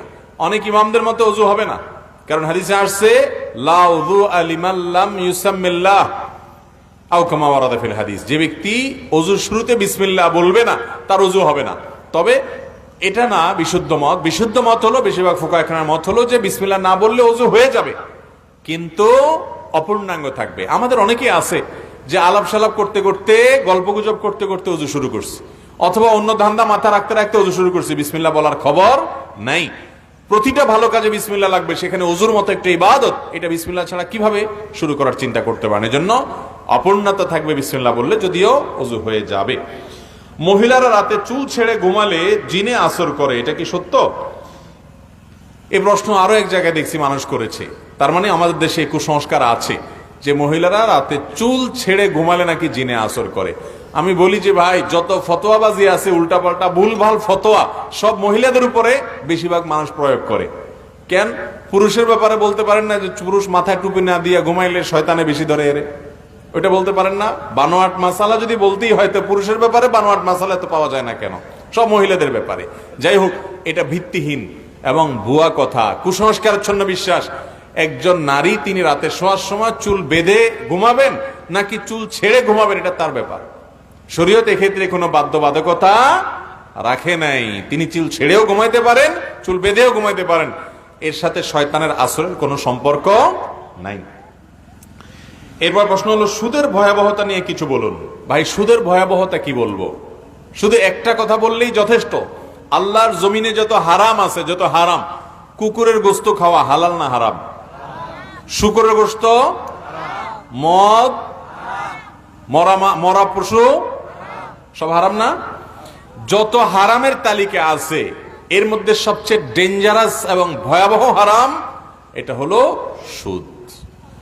এত মারাত্মক হারাম, এটা আবার বোঝা যায় না। সুদখোররে যদি 1 কেজি আপনার কুকুরের গোশত অথবা শুকরের গোশত রান্না করে ভুনা করে দিয়ে আসেন, সুদখোর বলবে নাউজুবিল্লাহ নাউজুবিল্লাহ। এটা কি খাওয়া যায়? আমি মুসলমান না, কিন্তু উনি কি খাচ্ছেন? সুদ খাচ্ছেন। অনেক গ্রামে মানুষ এরকম সুদে লোন নেয়, সুদে বিভিন্ন কারবার করে, এনজিওর কাছ থেকে, অমুকের কাছ থেকে, তমুকের কাছ থেকে সুদে টাকা নেয়। আছে না নাই? এই সুদখোরদেরকে বলবেন, ভাইরে, এই সুদের কারবার করার চাইতে তুমি একটা মরা গরুর গোশত 1 কেজি খাও, সেটা বরং গুনাহ একটু কম হবে। সেটাও গুনাহ, কিন্তু পরিমাণ একটু। অন্য কোন হারাম খেলে আল্লাহ তাআলা এত ভয়াবহ কথা বলেন নাই। আল্লাহ বলেছেন, ফাআযানু বিহারবিম মিনাল্লাহি ওয়া রাসূলি, যারা সুদ খাবে, সুদের কারবার করবে, সুদের সাথে জড়াবে, তারা যেন আল্লাহ এবং তার রাসূলের সঙ্গে লড়াইয়ের জন্য প্রস্তুত হয়। আল্লাহ এবং তার রাসূলের সাথে লড়াই করবেন। ভাইরা আমার, ভয়াবহ বার্তা এটি।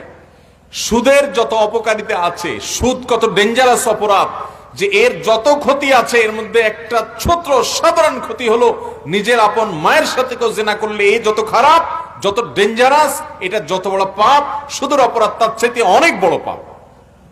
চিন্তা করা যায় ভাইরা আমার, কিন্তু এটা বোঝা যায় না। আমাদের কাছে এখন সুদটা খুব নরমাল বিষয়। গোটা পৃথিবীর অর্থ ব্যবস্থা দাঁড়িয়ে আছে সুদের উপরে, কারণ ইবলিস সুদের উপরে গোটা দুনিয়াকে উঠাই দিয়েছে, যাতে করে মানুষ জাহান্নামে বেশি যায়। কারণ জাহান্নামে মানুষকে নেওয়াই হলো তার মিশন, আর ইমানদারের চেষ্টা হবে এর বিপরীতে টিকে থাকার চেষ্টা করা। আল্লাহ তাআলা আমাদেরকে সুদকে না বলার মতো ইমানের শক্তি দান করুন।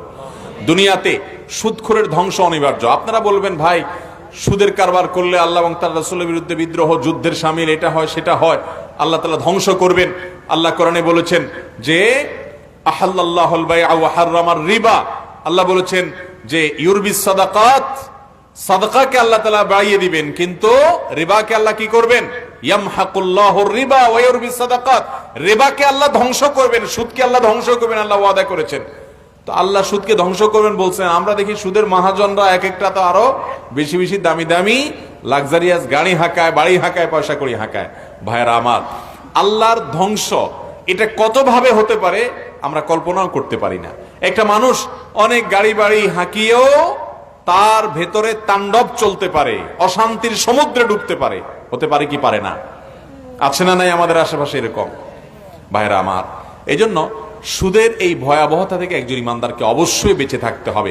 সুদের শাস্তি আল্লাহ তাআলা কি দিবেন, কিভাবে দিবেন, নবী করিম সাল্লাল্লাহু আলাইহি সাল্লামকে মেরাজে নিয়ে আল্লাহ তাআলা দেখিয়েছেন কিভাবে ভয়ঙ্কর ভাবে সুদখোরের শাস্তি জাহান্নামীদের মধ্যে হবে। আল্লাহ আগাম দেখিয়েছেন। দুনিয়াতেও আল্লাহ তাআলা সুদখোরকে শাস্তি দিয়ে থাকেন। এই জন্য ভাইরা আমার, যত কষ্ট হয় হোক, হক হালালি চলবেন, প্রয়োজনে কষ্ট করে চলবেন, ব্যবসা একটু ছোট রাখবেন, তবুও সুদের কারবারে যথাসম্ভব জড়াবেন না। আল্লাহ আমাদেরকে বোঝার তৌফিক দান করুন। অনেক সময় দেখা যায় বাচ্চারা ঘুমের মধ্যে হাসে, এটার কারণ কি? বাচ্চারা ঘুমের মধ্যে হাসে, এটার কারণ কি? কেন শুধু বাচ্চারা হাসে, বড়রা হাসে না? আপনারা ঘুমের মধ্যে হাসেন না বলে কিভাবে টের পাবো? আমি ঘুমাইলে তো দেখি না। তো আপনি দেখেন না, কিন্তু আপনার আশেপাশে অনেক মানুষ দেখেন না ঘুমের মধ্যে মিটমিট করে হাসে। ঘুমের মধ্যে মানুষ হাসে নিশ্চয়ই এই কারণে যে ঘুমের মধ্যে এমন কোন স্বপ্ন দেখে, যে স্বপ্ন দেখার কারণে সে কি করে? হাসে। আবার ঘুমের মধ্যে মানুষ কাঁদেও, কাঁদার ভানও করে, কারণ হয়তো সেরকম স্বপ্ন সে দেখে। বাচ্চারা একটু দুর্বল চিত্তের হয়, তাদের স্বপ্ন গুলো খুব বেশি বেশি তারা স্বপ্ন দেখে। অনেক সময় শয়তান তাদের উপরে প্রভাব বিস্তার করে, তারা কান্নাকাটি করে, তারা আতঙ্ক বোধ করে, চিল্লায় উঠে, তাদেরকে ভীত সন্ত্রস্ত করে শয়তান। আবার কখনো এমন কোন দৃশ্য দেখে যেটা দেখে তারা হেসে দেয়। অতএব এই হাসিটা স্বপ্নে কোনো কিছু দেখার কারণে হতে পারে।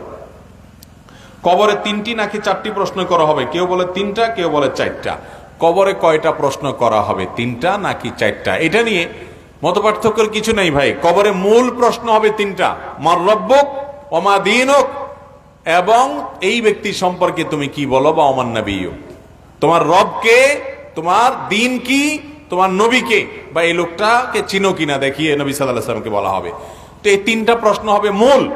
এই প্রশ্নগুলোর উত্তর দেওয়ার পর কোন কোন হাদিসে আসছে আবার জিজ্ঞাসা করা হবে যে মা আলামাকা আও মা আদরাকা, তুমি কিভাবে জানলা, তোমাকে কে বলেছে? তখন সে বলবে কারাতু কিতাব আল্লাহ, আমি আল্লাহর কিতাব পড়েছি, সেখানে পেয়েছি। অর্থাৎ জেনে শুনে বুঝে মুসলমান হয়েছে।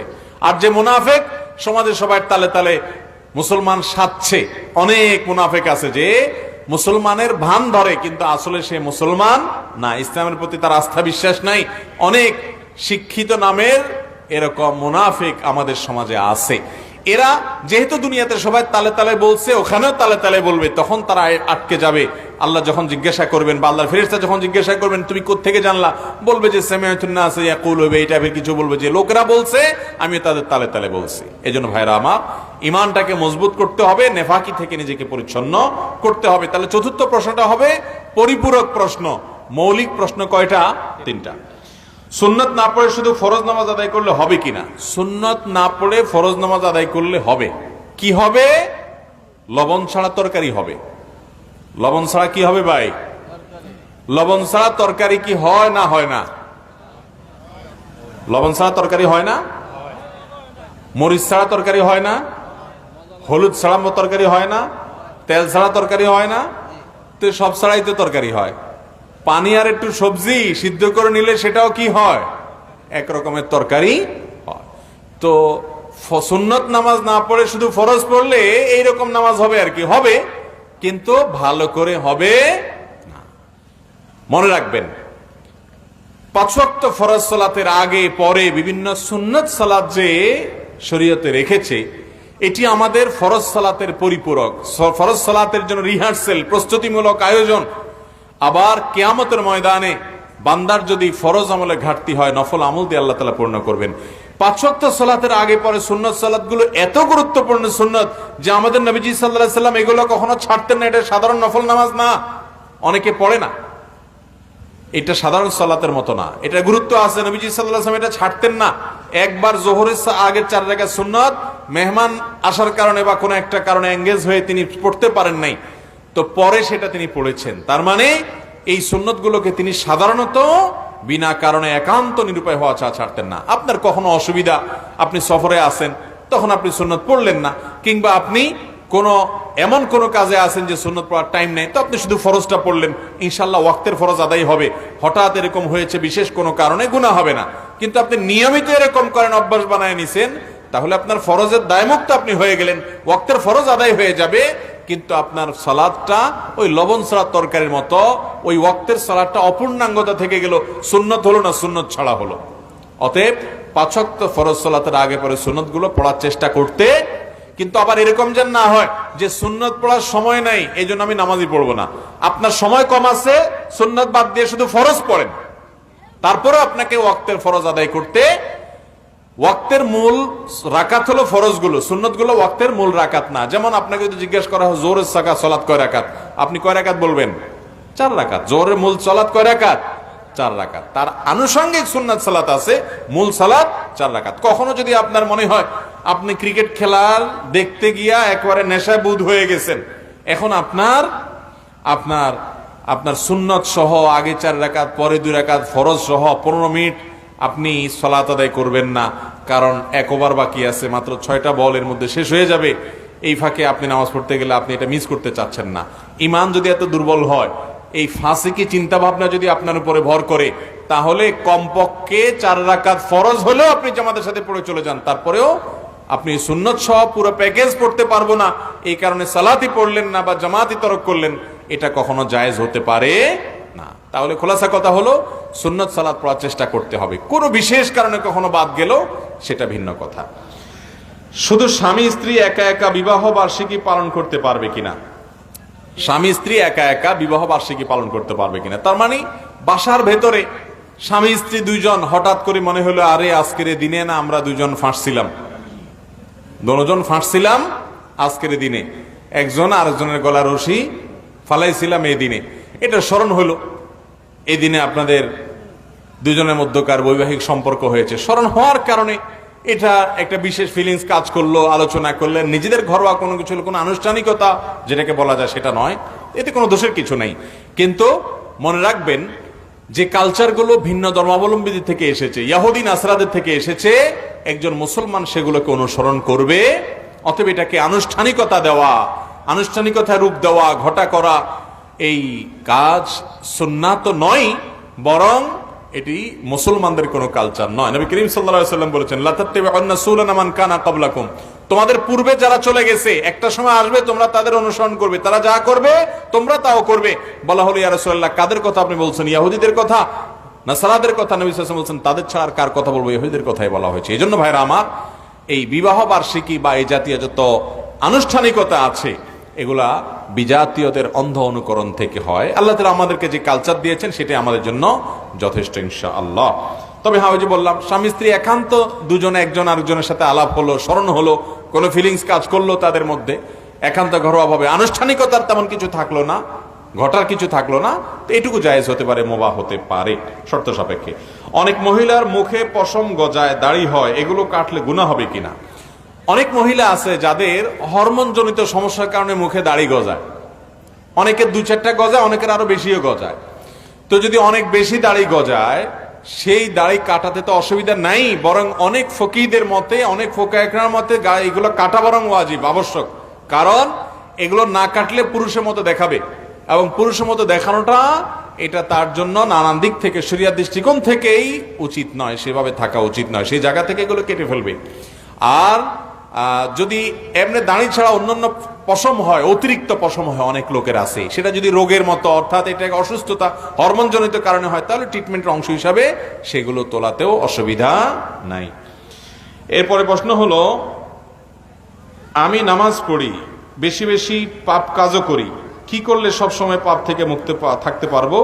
জানালে উপকৃত হব। ভাই, কোন যুবক বা কোনো মানুষ সালাত আদায় করেন, পাশাপাশি অনেক পাপ হয়ে যায় তার দ্বারা, এই যে একটা অনুভূতি যে আমার দ্বারা অনেক পাপ হয়ে যাচ্ছে, এটা অ্যাপ্রিসিয়েট যোগ্য একটা অনুভূতি। এই অনুভূতির কারণে তাকে বিশেষভাবে শুকরিয়া জানানো উচিত যে তার ভিতরে এই ফিলিংস আসছে যে আমি অনেক পাপের সাথে জড়িত, কিভাবে আমি বাঁচার চেষ্টা করবো। আলহামদুলিল্লাহ, আমরা সেই যুবক ভাইকে বলতে চাই যে, বা এরকম যে কারো হোক, যুবক হোক, অন্য কোনো বয়সে মানুষ হোক, যদি সালাতের পাশাপাশি অন্যান্য পাপাচারে আপনি লিপ্ত হন, ছুটতে না পারেন, তাহলে প্রথম কাজ হবে আপনি সালাতের প্রতি আরো বিশেষ করে মনোযোগ দেন এবং সালাতকে আপনি সঠিকভাবে আদায় করছেন কিনা ত্রুটি কোটায় কোটায় আছে বের করেন। 1 নম্বর, খুব ধীরে ধীরে সময় নিয়ে সালাত আদায় করেন, খুব সময় নিয়ে। 4 রাকাত সালাত কমপক্ষে 10 মিনিট ধরে যদি পড়তে পারেন, 2 রাকাত সালাত আদায় করতে যদি 5টা মিনিট সময় বরাদ্দ দিতে পারেন, আস্তে আস্তে রুকু করেন, আস্তে আস্তে সিজদা করেন, লম্বা সময় নেন, সালাতের কোয়ালিটি বাড়বে, সালাতের মান বাড়বে। এরপরে মনোযোগের সাথে সালাত আদায় করবেন, মহব্বতের সাথে তাসবিহ পড়বেন রুকুতে সিজদাতে, এবং যা পড়বেন বুঝে পড়ার চেষ্টা করবেন, নিজের সাথে লড়াই করে হলেও মনোযোগ ধরে রাখার চেষ্টা করবেন। ইনশাআল্লাহ দেখবেন এই সালাত আপনাকে পাপাচার থেকে সরায় আনবে, কারণ আল্লাহ বলেছেন ইন্নাস সালাতা তানহা আনিল ফাহশাই ওয়াল মুনকার, সালাত মানুষকে অন্যায় অশ্লীল কাজ থেকে বিরত রাখে। 1 নাম্বার 2, পাপের কাজ থেকে বাঁচার জন্য সব সময় রাখতে হবে পাপের পরিবেশ থেকে বাঁচতে হবে। পরিবেশ, যেই জায়গায় যেই পরিবেশে গেলে, একজনে ফেসবুকে গেলে আর চোখের গুনাহ থেকে বাঁচতে পারে না, তাহলে সে ফেসবুক ডিএক্টিভ করে ফেলবে। একজনে ইউটিউবে গেলে ওয়াজ শুনতে শুনতে পরে কোথায় কোথায় যায়, আওয়াজের ভিতর ঢুকে যায় সে, তাহলে সে ওইখানে যাবেই না, ওই অ্যাপই ফেলে দিবে। দরকার নেই আমার অনলাইনে ওয়াজ শোনার, ইউটিউবে ওয়াজ শোনার, যে ওয়াজ থেকে আমি আওয়াজে যাইয়া আরো অন্যান্য জগতে চলে যেতে হয়। নিজেকে নিয়ন্ত্রণ করতে পারি না, যার ভিতরে আত্মনিয়ন্ত্রণের ক্ষমতা নাই, সে এসব জায়গায় যাবে না, কারণ যে সে সওয়াব করতে গিয়ে আরো কি করবে, গুনাহ করবে। গুনাহের পরিবেশ থেকে সরে আসলে গুনাহ থেকে, পাপ থেকে বাঁচা সহজ হয়। আল্লাহ এই জন্য বলেছেন লা তাকরাবুজ জিনা ওয়ালা তাকরাবুজ জিনা, জেনার কাছেও যেও না, কারণ আল্লাহ জানেন জেনার কাছে গেলে জেনা থেকে বাঁচতে ফিরে আসতে পারবে না, এই জন্য আগে থেকে বাদ দিতে হয়, গুনার পরিবেশ থেকে সরে আসবেন। নাম্বার 3, পাপাচার থেকে বাঁচার জন্য আল্লাহর কাছে পানা চাইতে হয়। যখন মনটা নরম হবে, একটু চোখের পানি ফেলে কেঁদে দেন, আল্লাহ আমি তো পারি না, আমি তো আর পারছি না, আমি বহু চেষ্টা করি কিন্তু শয়তানের সাথে পেরে উঠি না। কই দেন, জলদি দেন, হোক ঠান্ডা।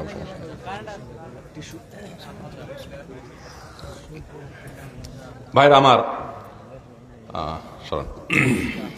তো যেটা বলছিলাম, গুনাহ এবং পাপ থেকে বাঁচার জন্য 3 নম্বর কাজ হলো ভাই, বেশি বেশি করে দোয়া করবেন। দোয়া, 4 নম্বর কাজ হলো বেশি বেশি করে দোয়া করবেন। যত বেশি আল্লাহর কাছে গুনাহ থেকে মাফ পাওয়ার জন্য, গুনাহ থেকে বাঁচার জন্য দোয়া করবেন, আল্লাহ তাআলা হেফাজত করবেন। এবং 5 নম্বর কাজ হলো নেককারদের সামনে যে থাকবেন। তাহলে আবারও 5টা পয়েন্ট বলতেছি। 5 ওয়াক্ত সালাতকে যত সুন্দর করে, আরো বেশি সময় নিয়ে, আরো মনোযোগের সাথে, আরো মহব্বতের সাথে, অর্থ বুঝে বুঝে আদায় করবেন, গুনাহ থেকে বাঁচা সহজ হবে। গুনাহের পরিবেশ থেকে সরে আসবেন, গুনাহের উপকরণগুলো থেকে নিজেকে সরায় নিয়ে আসবেন। আর নাম্বার 3, আল্লাহর কাছে বেশি বেশি কি করবেন, দোয়া করবেন, আল্লাহ যেন হেফাজত করে, এবং নেককারদের সোহবত এবং সান্নিধ্যে থাকবেন বেশি বেশি, ইনশাআল্লাহ গুনাহ থেকে বাঁচা সহজ হবে। আমার দাদার বয়স 75-এর উপরে, সে আমার জানা মতে কখনো নামাজ কামায় দেয় নাই, হজও করেছে, তাবলিগেও গেছে, এখন সে নামাজ পড়ে না 2 বছর যাবত। আমরা যদি নামাজ পড়তে বলি, সে বলে 80 বছর হলে নামাজ পড়তে হয় না। এখন আমাদের করণীয় কি?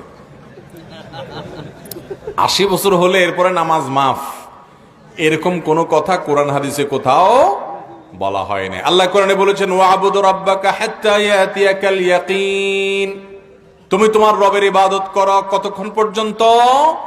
যতদিন পর্যন্ত তোমার মওত না আসে। ইয়াকিন মানে মওত, তোমার মৃত্যু আসার আগ পর্যন্ত তুমি ইবাদত করতে থাকো, ইবাদত করতে থাকো। তাহলে বয়স 80 না 70 না 60 না 90 এটা দেখার বিষয় না। বিষয় হলো যতদিন তার প্রাণ আছে, ততদিন, যতদিন তার সেন্স আছে, হুঁশ আছে, তাকে সালাত আদায় করতে হবে। ভাইরা আমার, আমাদের প্রাণের নবী মুহাম্মদ মুস্তাফা সাল্লাল্লাহু আলাইহি ওয়াসাল্লাম, তার জীবনের শেষ মুহূর্তের সালাত কি ছিল? তিনি সালাতের জন্য তার রুম থেকে উঠে, আপনারা যারা মদিনায় গেছেন, মসজিদে নববীতে জানেন, নবীজি সাল্লাল্লাহু আলাইহি সাল্লামের কবর যেখানে, সেটাই তার বাসা ছিল। আর সেখান থেকে তার মিম্বর, এখান থেকে আপনাদের মঞ্চের শেষ মাথা পর্যন্ত, এত দূরও হবে না, আরো কাছে হবে। এতটুক জায়গা তিনি পায়ে হেঁটে যাওয়ার মতো শক্তি ছিল না। তখন তিনি সালাতের সময় 2 জনকে ডাকলেন। একজন ছিলেন আব্বাস রাদিয়াল্লাহু তাআলা আনহু, আরেকজন ছিলেন আলী রাদিয়াল্লাহু তাআলা আনহু। তাদের 2 জনের কাঁধে 2 হাত দিয়ে শরীরের সমস্ত ভার তাদের উপর ছেড়ে দিয়ে পাওটাকে মাটির সাথে টানতে টানতে ছেঁচড়াতে ছেঁচড়াতে এসে মিম্বরের কাছে চলে আসলেন। এসে দাঁড়িয়ে সালাত আদায় করার ক্ষমতা ছিল না, ইমামতি করার মতো অবস্থা ছিল না। ইশারা দিলেন আবু বকর যেন ইমামতি করে। আবু বকর রাদিয়াল্লাহু তাআলা ইমামতি করলেন। তিনি পিছনে বসে বসে মুক্তাদি হয়ে সালাত আদায় করলেন। নবীজি যদি আল্লাহর নবী হয়ে জীবনের শেষ মুহূর্তে এইভাবে এত কষ্ট করে টেনে টেনে বাসায় পড়তে পারতেন অসুস্থ মানুষ, কিন্তু না, পাওকে মাটির সাথে টানতে টানতে দুজনের ঘাড়ে ভর করে করে তারপরে মসজিদে গিয়ে সালাত আদায় করেছেন।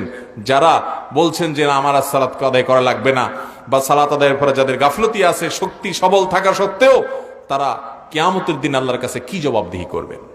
5 ওয়াক্ত সালাত আদায় করবো তো ইনশাআল্লাহ। অতএব 80 বছর বয়স হয়ে গেলে আর সালাত আদায় করতে হয় না, এটা ভিত্তিহীন কথা। এমন কোন বয়স নাই যে বয়সে চলে গেলে শরীয়ত কি হয়ে যায়? মাফ হয়ে যায়। হ্যাঁ, একজন মানুষ অক্ষম হয়ে গেছে, সেটা 60 বছরও যদি হয়, তার সেন্স নাই, আইসিইউতে আছেন, কোনো হুঁশদিশ নাই, তিনি কিভাবে সালাত আদায় করবেন? তার জন্য শরীয়তে সালাত মাফ। এই অবস্থা তার মওত হয়ে গেছে, সেন্সার আসে নাই, অতএব তার গুনাহ হবে না ইনশাআল্লাহ। ইসলামে বিয়ে ফরজ। শারীরিক অসুস্থতা থাকলে বিয়ে না করে কি আবু বকর রাদিয়াল্লাহু আনহু ইমামতি করতে বলেছেন? আবু বকর রাদিয়াল্লাহু করতে চান নাই।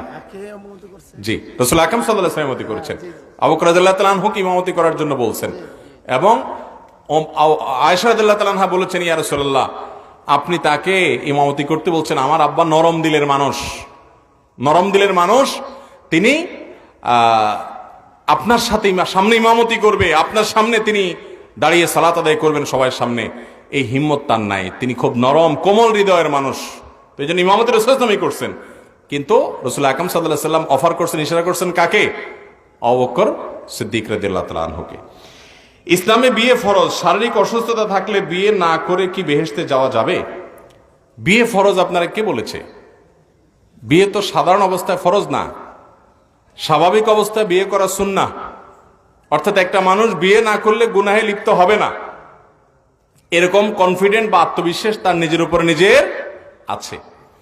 এই অবস্থায় তার জন্য বিয়ে করা ফরজ না, এই অবস্থায় বিয়ে করা হলো সুন্নাহ। নবী করিম সাল্লাল্লাহু আলাইহি ওয়াসাল্লাম বলেছেন, আন-নিকাহু মিন সুন্নতি, বিবাহ আমার সুন্নাহর অন্তর্ভুক্ত। তবে যদি কেউ বিয়ে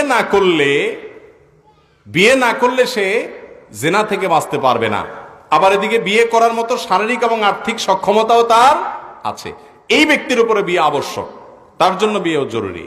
তো এখন স্বাভাবিক অবস্থায় বিয়ে তো ফরজ না, সুন্নাহ। কিন্তু কোনো মানুষ অসুস্থ, শারীরিকভাবে অক্ষম, তাহলে তার উপরে বিয়ে কি না? ফরজ না। এখন অক্ষমতাটা আবার মুশকিল হলো, অনেকের ওয়াসওয়াসার রোগ আছে। অনেক যুবক আছে আজকাল যে ওয়াসওয়াসার রোগের রোগী, যে তার নিজের বিয়ের ব্যাপারে কনফিডেন্ট নাই, তার মধ্যে ভয় আতঙ্ক আছে। এগুলো অহেতুক ভয় অনেক সময় থাকে। তো এই বিষয়গুলো প্রত্যেকে যার যারটা তাকে আইডেন্টিফাই করে বের করতে হবে। কিন্তু যদি এমন হয় যে না, আমার স্ত্রীর প্রয়োজন পূরণ করার মতো বা তার হক আদায় করার মতো শারীরিক সক্ষমতা টোটালি নাই, এরকম কারো যদি মনে হয়, তাহলে সেই ব্যক্তির জন্য বিয়ের বরং জায়েজই নাই, কারণ তিনি বিয়ে করে একজন মেয়ের কি করবেন? হক নষ্ট করবেন। এরপর প্রশ্ন হলো, আমি 5 ওয়াক্ত নামাজ পড়ি, মাঝে মধ্যে খারাপ চিন্তা চলে আসে, তখন কি করতে হবে? আপনি 5 ওয়াক্ত সালাত আদায় করেন, 5 ওয়াক্ত সালাত আদায় করার পরও মনের ভিতরে খারাপ চিন্তা আসতে পারে। মনের ভিতরে খারাপ চিন্তা আসাটা অস্বাভাবিক না, কিন্তু ইচ্ছাকৃত খারাপ চিন্তা করা অথবা খারাপ চিন্তাকে ধরে রাখা, এটা হলো দোষের, এটা হলো ত্রুটির। বিধায় আল্লাহ তাআলার কাছে দোয়া করতে হবে যে আল্লাহ, আমার অন্তরের সমস্ত ওয়াসওয়াসা এবং খারাপ চিন্তাগুলোকে আপনার ভয় দিয়ে পরিপূর্ণ করে দিন। এবং বিশেষ করে যখন ওয়াসওয়াসা আসবে, আল্লাহ সম্পর্কে বাজে চিন্তা আসবে, বাম দিকে থুতু ফেলবেন। থুতু ফেলা বলতে প্রতীকী থুতু ফেলা, গালভর্তি করে থুতু ফেলানোর উদ্দেশ্য না, যে শুয়ের আগা যে পরিমাণ পানি পড়ে ওইভাবে থুতু করা জাস্ট। এবং আউযু বিল্লাহি মিনাশ শাইতানির রাজিম বা আউযু বিল্লাহ, এটা পাঠ করলে আল্লাহ রাব্বুল আলামিন শয়তানের ওয়াসওয়াসা থেকে বাঁচান। আরেকটা দোয়া হাদিসে আছে, নবী করিম সাল্লাল্লাহু আলাইহি ওয়াসাল্লাম শিক্ষা দিয়েছেন, সেটা হলো আমানতু বিল্লাহি ওয়া রাসূলিহি, আমি আল্লাহর প্রতি, আল্লাহ রাসূলের প্রতি ঈমান আনলাম। আমানতু বিল্লাহি ওয়াল ইয়াউমিল আখির, আল্লাহর প্রতি ঈমান আনছি বললে শয়তান ওয়াসওয়াসা থেকে মন্ত্রণা দেওয়া থেকে সে আপনাকে দূরে সরে যাবে। আমার শিক্ষা যতটুকু, তা দিয়ে আমি বাসায় বাচ্চাদের কোরআন শিক্ষা দেই, কয়েকজন হাদিয়া দেয়, আমার নেওয়া জায়েজ হবে কিনা? বিভিন্ন হাদিসে কোরআন শিক্ষা দিয়ে সরাসরি হাদিয়া গ্রহণ করার ব্যাপারে নিষেধাজ্ঞা এসেছে। একজন একটা ধনুক বা তীর নিয়েছে, নবী করিম সাল্লাল্লাহু আলাইহি সাল্লাম তাকেও ভৎসনা করেছেন এবং সেই ব্যাপারেও নিষেধাজ্ঞা আরোপ করেছেন। কিন্তু পরবর্তীতে নবী করিম সাল্লাল্লাহু আলাইহি সাল্লামের আরো অনেকগুলো হাদিস সাহাবায়ে কেরামের আমালের আলোকে দ্বীনের এই সমস্ত কাজ যেগুলোর উপরে দ্বীনের বাকা নির্ভর করে, যেগুলোতে মানুষের হাবসে ওয়াক্ত হয় বা সময় নিবেদন করতে হয় এবং এটাতে ডেডিকেটেড লোক না থাকলে আল্লাহর দ্বীন দুনিয়াতে টিকে থাকাটা কঠিন হবে, এই বিষয়গুলোর মধ্যে থেকে একটা হলো দ্বীনের শিক্ষা দান করা। এটার জন্য কোনো লোক যদি টাকা গ্রহণ করে, পারিশ্রমিক নেয়, সেটাকে পৃথিবীর প্রায় সমস্ত উলামা একরামই জায়েজ বলেন, এটাকে নাজায়েজ কোনো উলামা একরাম বলেন না, এবং সেটি অনেকগুলো হাদিসের আলোকে এবং আয়াতের আলোকে। আমার স্বামী পরকীয়া লিপ্ত, নামাজ পড়ে না, আমি কিছু বললে আমাকে বাড়ি থেকে বের করে দেয়, মারধর করে, এতে আমার করণীয় কি? তাকে ভুল পথ থেকে ফেরাতে। দেখুন, পরকীয়া, বিবাহিত মানুষ বিবাহ করার পরও অবৈধ সম্পর্ক, এটা এখন মহামারীর মতো হয়ে গেছে, ঘরে ঘরে হয়ে গেছে।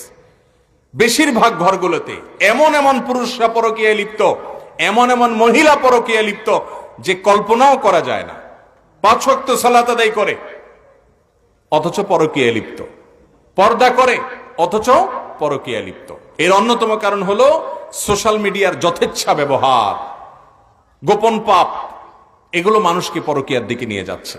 এবং আকাশ সংস্কৃতি, যেটা পশ্চিমা দুনিয়া থেকে আমাদের এখানে আমরা আমদানি করছি, আমাদের পার্শ্ববর্তী দেশ থেকে আমরা আমদানি করছি, এগুলোও আমাদের পরিবারগুলোকে ধ্বংস করে দিচ্ছে, আমাদের সংসারগুলোকে অশান্তির সাগরে হাবুডুবু খাওয়াচ্ছে এবং ঘরে ঘরে পরকীয়া হচ্ছে। ভাইরা আমার, এই জন্য 1 নম্বর কথা হলো ঘরে তাকওয়ার চর্চা থাকতে হবে, তাকওয়ার চর্চা থাকতে হবে, কোরআন এবং সুন্নাহর তালিম থাকতে হবে।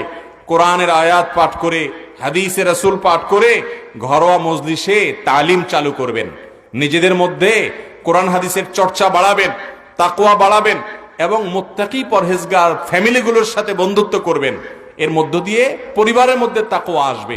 পরিবারের মধ্যে তাকওয়া আনার জন্য তাকওয়া আছে এইরকম ফ্যামিলির সাথে রিলেশনের কোনো বিকল্প নাই। আমাদের সমাজে দেখা যায় যে অনেকেই নিজেরা তাকওয়ার উপরে একা একা চলতে চান, আশেপাশে ফাসেকদের সাথে সম্পর্ক, ব্যবসায়িক কারণে অন্য কারণে তাদের বদ প্রভাব মানুষের উপরে পড়ে। এর পাশাপাশি একজন নারী, তিনি তার স্বামী যদি পরকীয়া লিপ্ত হয়, অথবা একজন পুরুষ তার স্ত্রী যদি পরকীয়া লিপ্ত হয়, তাদেরকে যথাসম্ভব ফেরানোর চেষ্টা করবেন এবং নসিহা করবেন, বুঝাবেন, না হলে মুরব্বীদেরকে দিয়ে বুঝাবেন। তাতেও যদি না হয়, তার সাথে তিনি ঘর করবেন কি করবেন না, যেহেতু তিনি হারামে লিপ্ত, সে বিষয়ে ডিসিশন তাকে নিতে হবে। কিন্তু শরীয়ত তাকে বাধ্য করে না যে তিনি পরকীয়া লিপ্ত হয়ে গেছে তাই তালাক হয়ে গেছে, এরকম কোনো কথা শরীয়তে নাই। প্রত্যেক ওয়াক্ত নামাজের আজানই হয় প্রায় 1 ঘন্টা যাবত, এই 1 ঘন্টার মাঝে নামাজ পড়া যাবে কিনা? আমাদের দেশে প্রত্যেক ওয়াক্ত সালাতের আজান আসলে অনেক সময় ধরে হয়, 1 ঘন্টা হোক আর আধা ঘন্টা হোক আর 1.5 ঘন্টা হোক, অনেক সময় ধরে হয়। এক মসজিদে হয়তো আপনার 1:45 আজান হলো, আরেক মসজিদে 1টা আজান হলো, আরেক মসজিদে হয়তো 1:15 আজান হলো। তো আজানের মধ্যবর্তী সময়ে আমরা সালাত আদায় করতে পারি কিনা? উত্তর হলো, সালাত আদায় বিশুদ্ধ হওয়াটা আজানের উপর নির্ভরশীল না, আজান হলো জামাতের জন্য। কেউ যদি ওয়াক্তের সালাত আদায় করতে চায়, ওয়াক্ত হওয়া যথেষ্ট। ইন্নাস সালাতা কানাত আলাল মুমিনিনা কিতাবাম মাওকুতা, নিশ্চয়ই সালাত ঈমানদারদের জন্য নির্দিষ্ট সময়ে পড়াটা ফরজ করা হয়েছে, বিধায় আজান জরুরি না। ওয়াক্ত হয়ে গেছে, আপনি সালাত আদায় করলে কি হবে? সালাত হয়ে যাবে। আমাদের অনেক মহিলা, অনেক মা বোনরা আছেন, ঘর বাড়িতে তারা বসে অপেক্ষা করেন জায়নামাজে যে মসজিদে আজান কখন হবে, এরপরে তারা সালাত আদায় করেন। না, এটা কোনো দরকার নেই।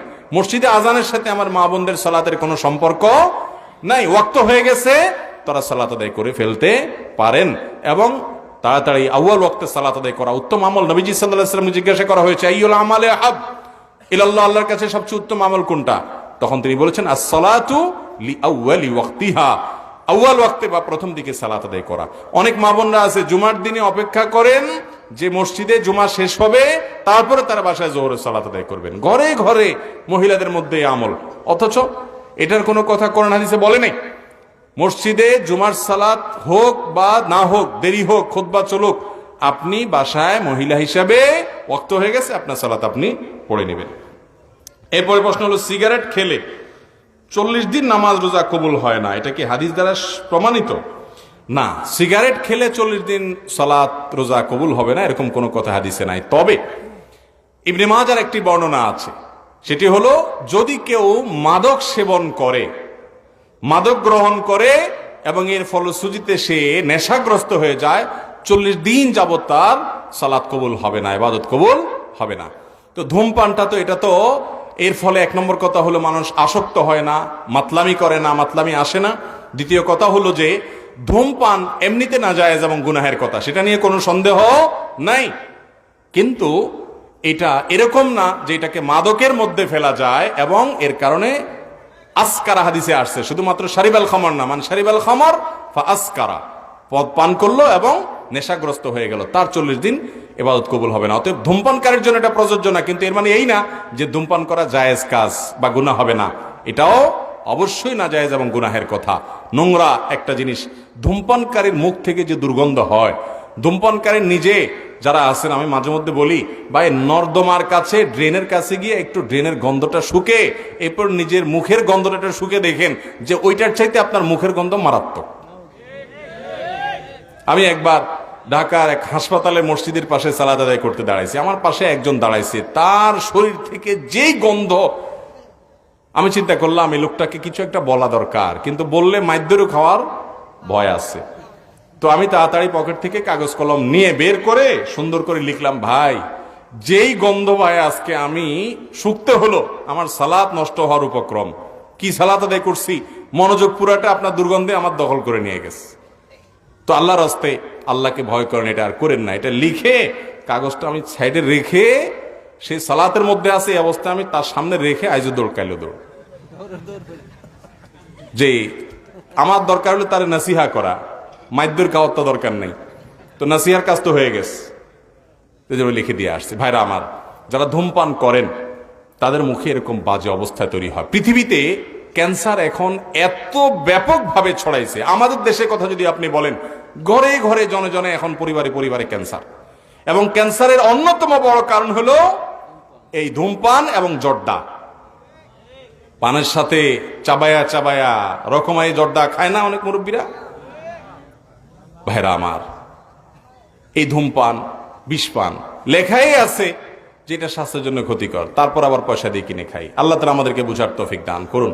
এই নোংরা জিনিস খাওয়া যাবে না ভাইরা আমার। কিন্তু 40 দিন ইবাদত কবুল হওয়া না হওয়ার যে হাদিস, সেটাই ধূমপানের ক্ষেত্রে ফিট হবে না। কার্টুন না দেখালে সন্তান খাবার খায় না, এতে কি বাবা মায়ের গুনাহ হবে?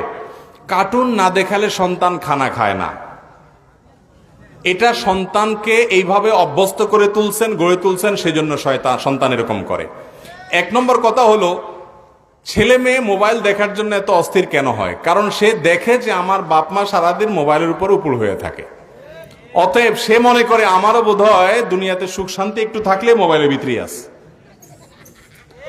মা বাপ নিজে ছেলে মেয়েকে বলে, না বাবা মোবাইল দেখা যাবে না, এদিকে উনি নিজে একটা নিয়ে বসে আছেন। খবরদার, আমাদের প্রজন্ম শেষ হয়ে যাচ্ছে ভাই। গতকালকে জুমার পরে এক যুবক প্রশ্ন করেছেন, ভাই কোনো পড়ালেখা মনে থাকে না, মুখস্থ থাকে না, আমি ছাত্র মানুষ, কি করব? আমি বললাম, এই যুগে পড়ালেখা মনে না থাকার সবচেয়ে বড় কারণ হলো এই মোবাইল ফোন। ফেসবুকে এত তামাশা দেখেন, এত কিছু মনে রাখা লাগে, আবার পড়া মনে রাখবেন কোত্থেকে? মাথা তো হ্যাং হয়ে যায় এমনি। ভাইরা আমার, শিশুদের জন্য মোবাইল কত বড় ক্ষতিকর এটা নতুন করে বলার কিছু নেই, আমরা সবাই জানি। আমাদের শিশুদের হাতে যারা আমরা মোবাইল দেই, তারা মোবাইল দেই নাই, তার হাতে যেন একটা ছুরি দেই তার পেটে, তার বুকে মারার জন্য। অতএব এটা থেকে আমরা বেরিয়ে আসতে হবে। একটু বাপমা সচেতন হলেই সম্ভব, একটু কষ্ট হয় কিছুদিন, আস্তে আস্তে সম্ভব হয়। অতএব সেই চেষ্টা করবেন। বিশেষ করে অনেকে আপনার নিজেরা সালাত আদায় করেন, নামাজ রোজা করেন, নিজেরা প্র্যাকটিসিং মুসলমান, মাশাআল্লাহ, মাগার আজীব লাগে যে সন্তানরে ওই কার্টুন দেয় তো দেয়, মিউজিক্যালা কার্টুন দেয় তো দেয়, আবার কার্টুনের সাথে কি আছে? মিউজিক আছে, হারাম আছে, গান বাজনা আছে। ভাইরা আমার, এটা মা বাপেরও গুনাহ হবে এবং শিশুরও ইমানি শক্তি ভোতা হবে এবং ধ্বংস হয়ে যাবে। এজন্য এগুলো থেকে বাঁচিয়ে রাখতে হবে। একান্ত যদি বড় কোনো স্ক্রিনে ভালো কিছু দেখাতে চান, সেখানে মিউজিক নাই, তেলাওয়াত আছে, বাচ্চাদের জন্য শিক্ষণীয় কিছু আছে, হারামের কোনো, নির্লজ্জতার কোনো উপাদান নাই, সেগুলো দেখাতে পারেন, কিন্তু সেগুলোও যত কম দেখাতে পারেন তত ভালো। এরপরে প্রশ্ন, স্কুলের একটা অনুষ্ঠানে আমরা অভিনয় করি, এতে বিয়ের অভিনয় করা হয় এবং কবুলও বলা হয়, এতে কি বাস্তব বিবাহ হয়েছে? ভাই, এটা কোন লেভেলে, ছেলে মেয়ের বয়স কত, সেখানে সাক্ষী ছিল কিনা এবং বিবাহের অন্যান্য শর্ত সারাত পাওয়া গেছে কিনা, সেটা এই প্রশ্নে লেখা নাই। তবে একটা মৌলিক কথা আমরা বলতে পারি, এই প্রশ্নের উত্তর সরাসরি এই জন্য দেওয়া কঠিন যেহেতু বিস্তারিত বিবরণ নাই, কিন্তু আমরা একটা মৌলিক কথা বলতে পারি। নবী করিম সাল্লাল্লাহু আলাইহি সাল্লাম বলেছেন, সালাসুন জিদ্দুহুন্না জিদ্দুন ওয়া হাজলুহুন্না জিদ্দুন, আন-নিকাহু ওয়াত তালাকু ওয়ার রাজআহ। তিনটা বিষয় সিরিয়াসলি করলে যা হবে, দুষ্টুমি করে, হাসি মজাক করে, তামাশা করে করলেও তা হবে। এর ভিতরে একটা হলো বিবাহ, আর একটা হলো তালাক, আর একটা হলো তালাক প্রত্যাহার। এগুলোতে মানুষ যদি রসিকতা করেও করে ফেলে এবং তার অন্যান্য শর্ত যদি পাওয়া যায়, তাহলে সেক্ষেত্রে সে কাজটা হয়ে যায়। এটা একটা জটিলতা। অবশ্য অভিনয়ের ক্ষেত্রে এই শর্তগুলো পাওয়া যাওয়ার কথা না, সাক্ষী, তারপরে ছোট বাচ্চা স্কুলে থাকে, নাবালেগ, তো নাবালেগের প্রস্তাব গ্রহণ, অভিভাবক নাই, কিছু নাই, তো এটা বিয়ের শর্ত শরাতকে পূরণ করে না। কিন্তু অনেক সময় দেখা যায় প্রাপ্তবয়স্ক হওয়ার পরে অনেকে এই সমস্ত করে। বিশেষ করে তালাকের ক্ষেত্রে অনেক পুরুষ আছে, তালাক দিয়ে এসে বলে কি, বলে হুজুর আমার আসলে তারে তালাক দেওয়ার নিয়ত ছিল না। তো কি নিয়ত ছিল আপনার? বলে আমার নিয়ত ছিল তাকে ভয় দেখানো। ভয় দেখানোর জন্য আমি বলি পারলে একটা ধাক্কা দিয়ে দেন, জোর করে একটা চিমটি কেটে দেন, এরপরে মাপ চায় নিয়েন, কিন্তু ভয় দেখানোর জন্য তালাক দিলাম তোমাকে এই কথা বলিয়েন না। কারণ ভয় দেখানোর জন্য যদি বলেন, আপনি মুখ দিয়ে তালাক দিয়েছেন, উচ্চারণ করেছেন, অতীতকালীন ক্রিয়া ব্যবহার করেছেন, তালাক হওয়ার মতো শব্দ বলে ফেলেছেন, তাহলে এই তালাক ফেরানোর ক্ষমতা কারোর নাই। এই জন্য তালাকের বিষয়টা খুবই সিরিয়াস। যারা বিয়ে করেছেন তারাও, যারা অবিবাহিত তারাও। আমি সব জায়গা বলার চেষ্টা করি ভাইরা আমার, আমাদের দেশে এখন ঘরে ঘরে তালাক হচ্ছে। মনে রাখবেন, স্বামী স্ত্রীর মধ্যে ঝগড়া লাগছে, যত ঝগড়া লাগে লাগুক, তুমুল ঝগড়া হোক, বিশ্বযুদ্ধ বেঁধে যাক, ইউক্রেন রাশিয়া যুদ্ধ বেঁধে যাক, বোমা মারামারি হোক, তাও তালাক মারামারি যেন না হয়। বুঝতে পারছেন?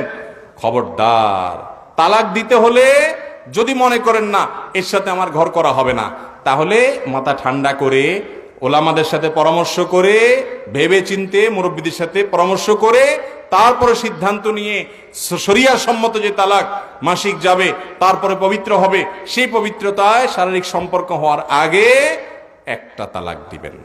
এটা হলো সুন্নাহসম্মত তালাক। মনে আইলো আর রাগ আসলো আর তালাক মেরে দিলেন, এটা তালাক দেওয়ার কোনো পদ্ধতি হতে পারে না। আল্লাহ আমাদেরকে বোঝার তৌফিক দান করুন। স্টাইল করে টাকনোর উপর প্যান্ট পরলে সব হবে কিনা? ভালো প্রশ্ন তো। আজকাল অনেকে স্টাইল করে কি করে, টাকনোর উপরে প্যান্ট পরে, মানে এটা স্টাইল।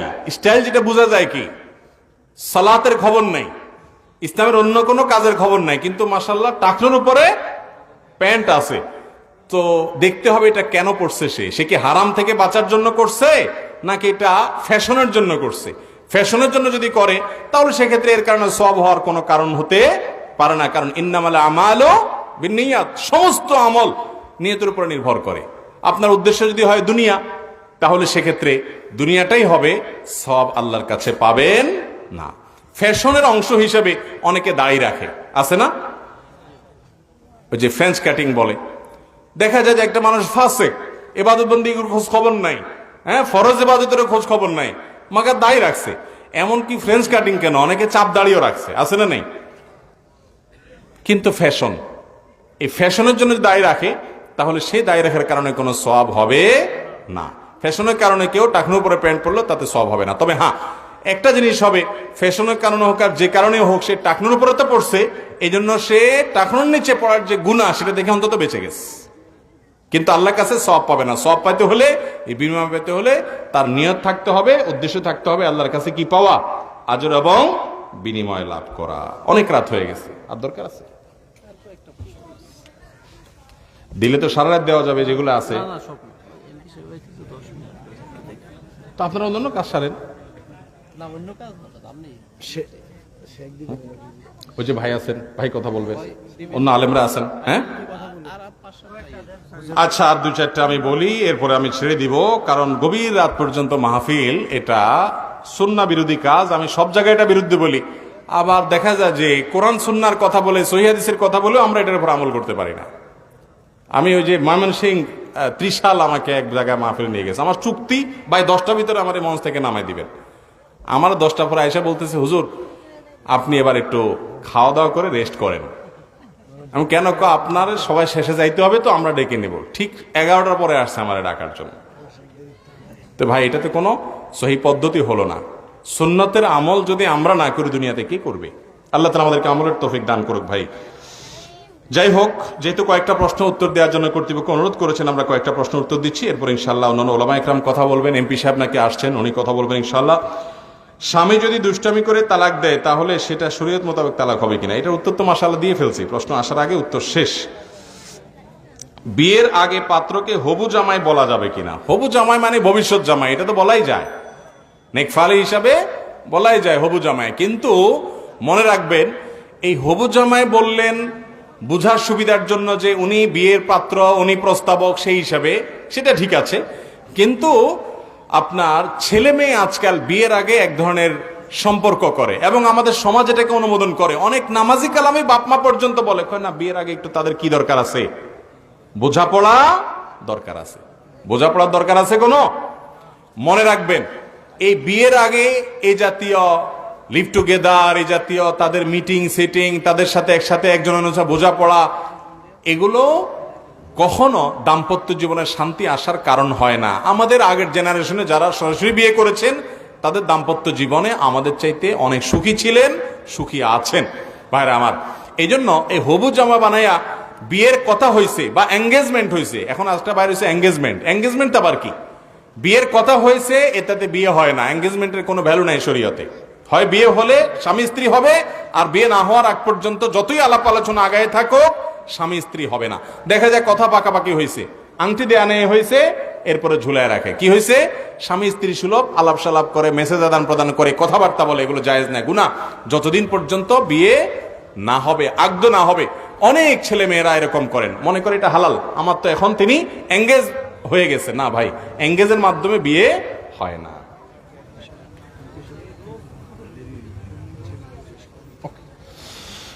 আচ্ছা, এরপরে একটা প্রশ্ন হলো, এক ভাইয়ের সম্পদ অন্য ভাই জালিয়াতি করে গ্রাস করলে তার কি শাস্তি হবে? এক ভাইয়ের সম্পদ অন্য ভাই যদি জালিয়াতি করে বা অন্যায় করে গ্রাস করেন, অন্যায় করে জুলুম করে যদি ভক্ষণ করেন, তাহলে সেক্ষেত্রে তার পেটে জাহান্নামের আগুন ঢুকালেন। মনে রাখবেন, অন্যের সম্পদ চুরি করলে, ডাকাতি করলে একটা গুনাহ হবে, আর নিজের রক্ত সম্পর্কীয় ভাই, আপন ভাই, তার সম্পদ আত্মসাৎ করলেন, তাহলে গুনাহ এখানে দুইটা হবে। এক হলো আত্মসাতের গুনাহ, আর একটা হলো আত্মীয়তার সম্পর্ক আপনি নষ্ট করেছেন এই কাজের মধ্য দিয়ে, তার গুনাহ। কারণ নবী করিম সাল্লাল্লাহু আলাইহি ওয়াসাল্লাম বলেছেন, আস-সাদাকাতু আলাল মিসকিনি সাদাকা ওয়াস-সাদাকাতু আলা যাবিল কুরবা সিলাতুন ওয়া সাদাকা। যদি আপনি সাধারণ মিসকিনকে দান করেন তাহলে একটা সওয়াব হবে, দানের সওয়াব, আর রক্ত সম্পর্কীয় মানুষকে দান করলে দুইটা সওয়াব হবে, দান এবং আত্মীয়তার বন্ধন রক্ষা করা। ঠিক একইভাবে আপনি যখন আত্মসাৎ করবেন, আরেকজনের সম্পদ আত্মসাৎ করার চেয়ে ভাইটা করলে ডাবল গুনাহ হবে। আল্লাহ তাআলা আমাদেরকে বেঁচে থাকার তৌফিক দান করুন। অনেক ভাই আছে নিজের ভাই, নিজের বোন, নিজের ভাতিজা, নিজের ভাতিজি, বিশেষ করে বললাম আমরা যেটা, যে ইয়েতিম বাচ্চা, তাদের হক পর্যন্ত মেরে খাচ্ছে। আল্লাহ তাআলা আমাদেরকে বোঝার তৌফিক দান করুন। এরপরে প্রশ্ন হলো, শুকনো গোবর দিয়ে জ্বালানি হিসাবে রান্না করা জায়েজ আছে কিনা? শুকনো গোবর দিয়ে জ্বালানি হিসাবে রান্না করাতে কোনো অসুবিধা নাই, কারণ আপনার এই গোবরটা, এটা তো পুরো ছাই হয়ে যাচ্ছে, আগুন তৈরি হচ্ছে, খাবারের মধ্যে তো আর এটা ঢুকছে না, বা এর কোনো প্রভাব খাবারের মধ্যে আসছে না, দুর্গন্ধ খাবারের মধ্যে ঢুকছে না।